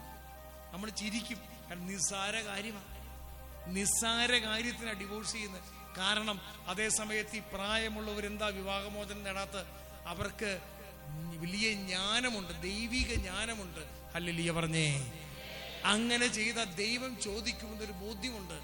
ഇന്നത്തെ യുവതലമുറ പഠിത്തമുണ്ട്, IT ഉണ്ട്. അതുകൊണ്ടാണ് ഞാൻ തുടക്കത്തിലെ പറഞ്ഞ വചനം, ലോകത്തെ മുഴുവൻ ആരാഞ്ഞവൻ ദൈവം അതിൻ്റെ ഉടയവനെ തിരിച്ചറിയാത്തത് എന്തുകൊണ്ട്? അതുകൊണ്ട് ദൈവമക്കളെ, വലിയ ബുദ്ധി കൊണ്ടൊന്നും വലിയ കാര്യമുണ്ടെന്ന് എനിക്ക് തോന്നുന്നില്ല. കാരണം ഞാൻ ചില രാജ്യങ്ങളിൽ പോയി ധ്യാനിപ്പിച്ചപ്പോ ബുദ്ധിയുള്ളവന്മാരാ, പക്ഷെ 5 പൈസയുടെ വിവരവും എന്ന് പറഞ്ഞ സാധനമില്ല.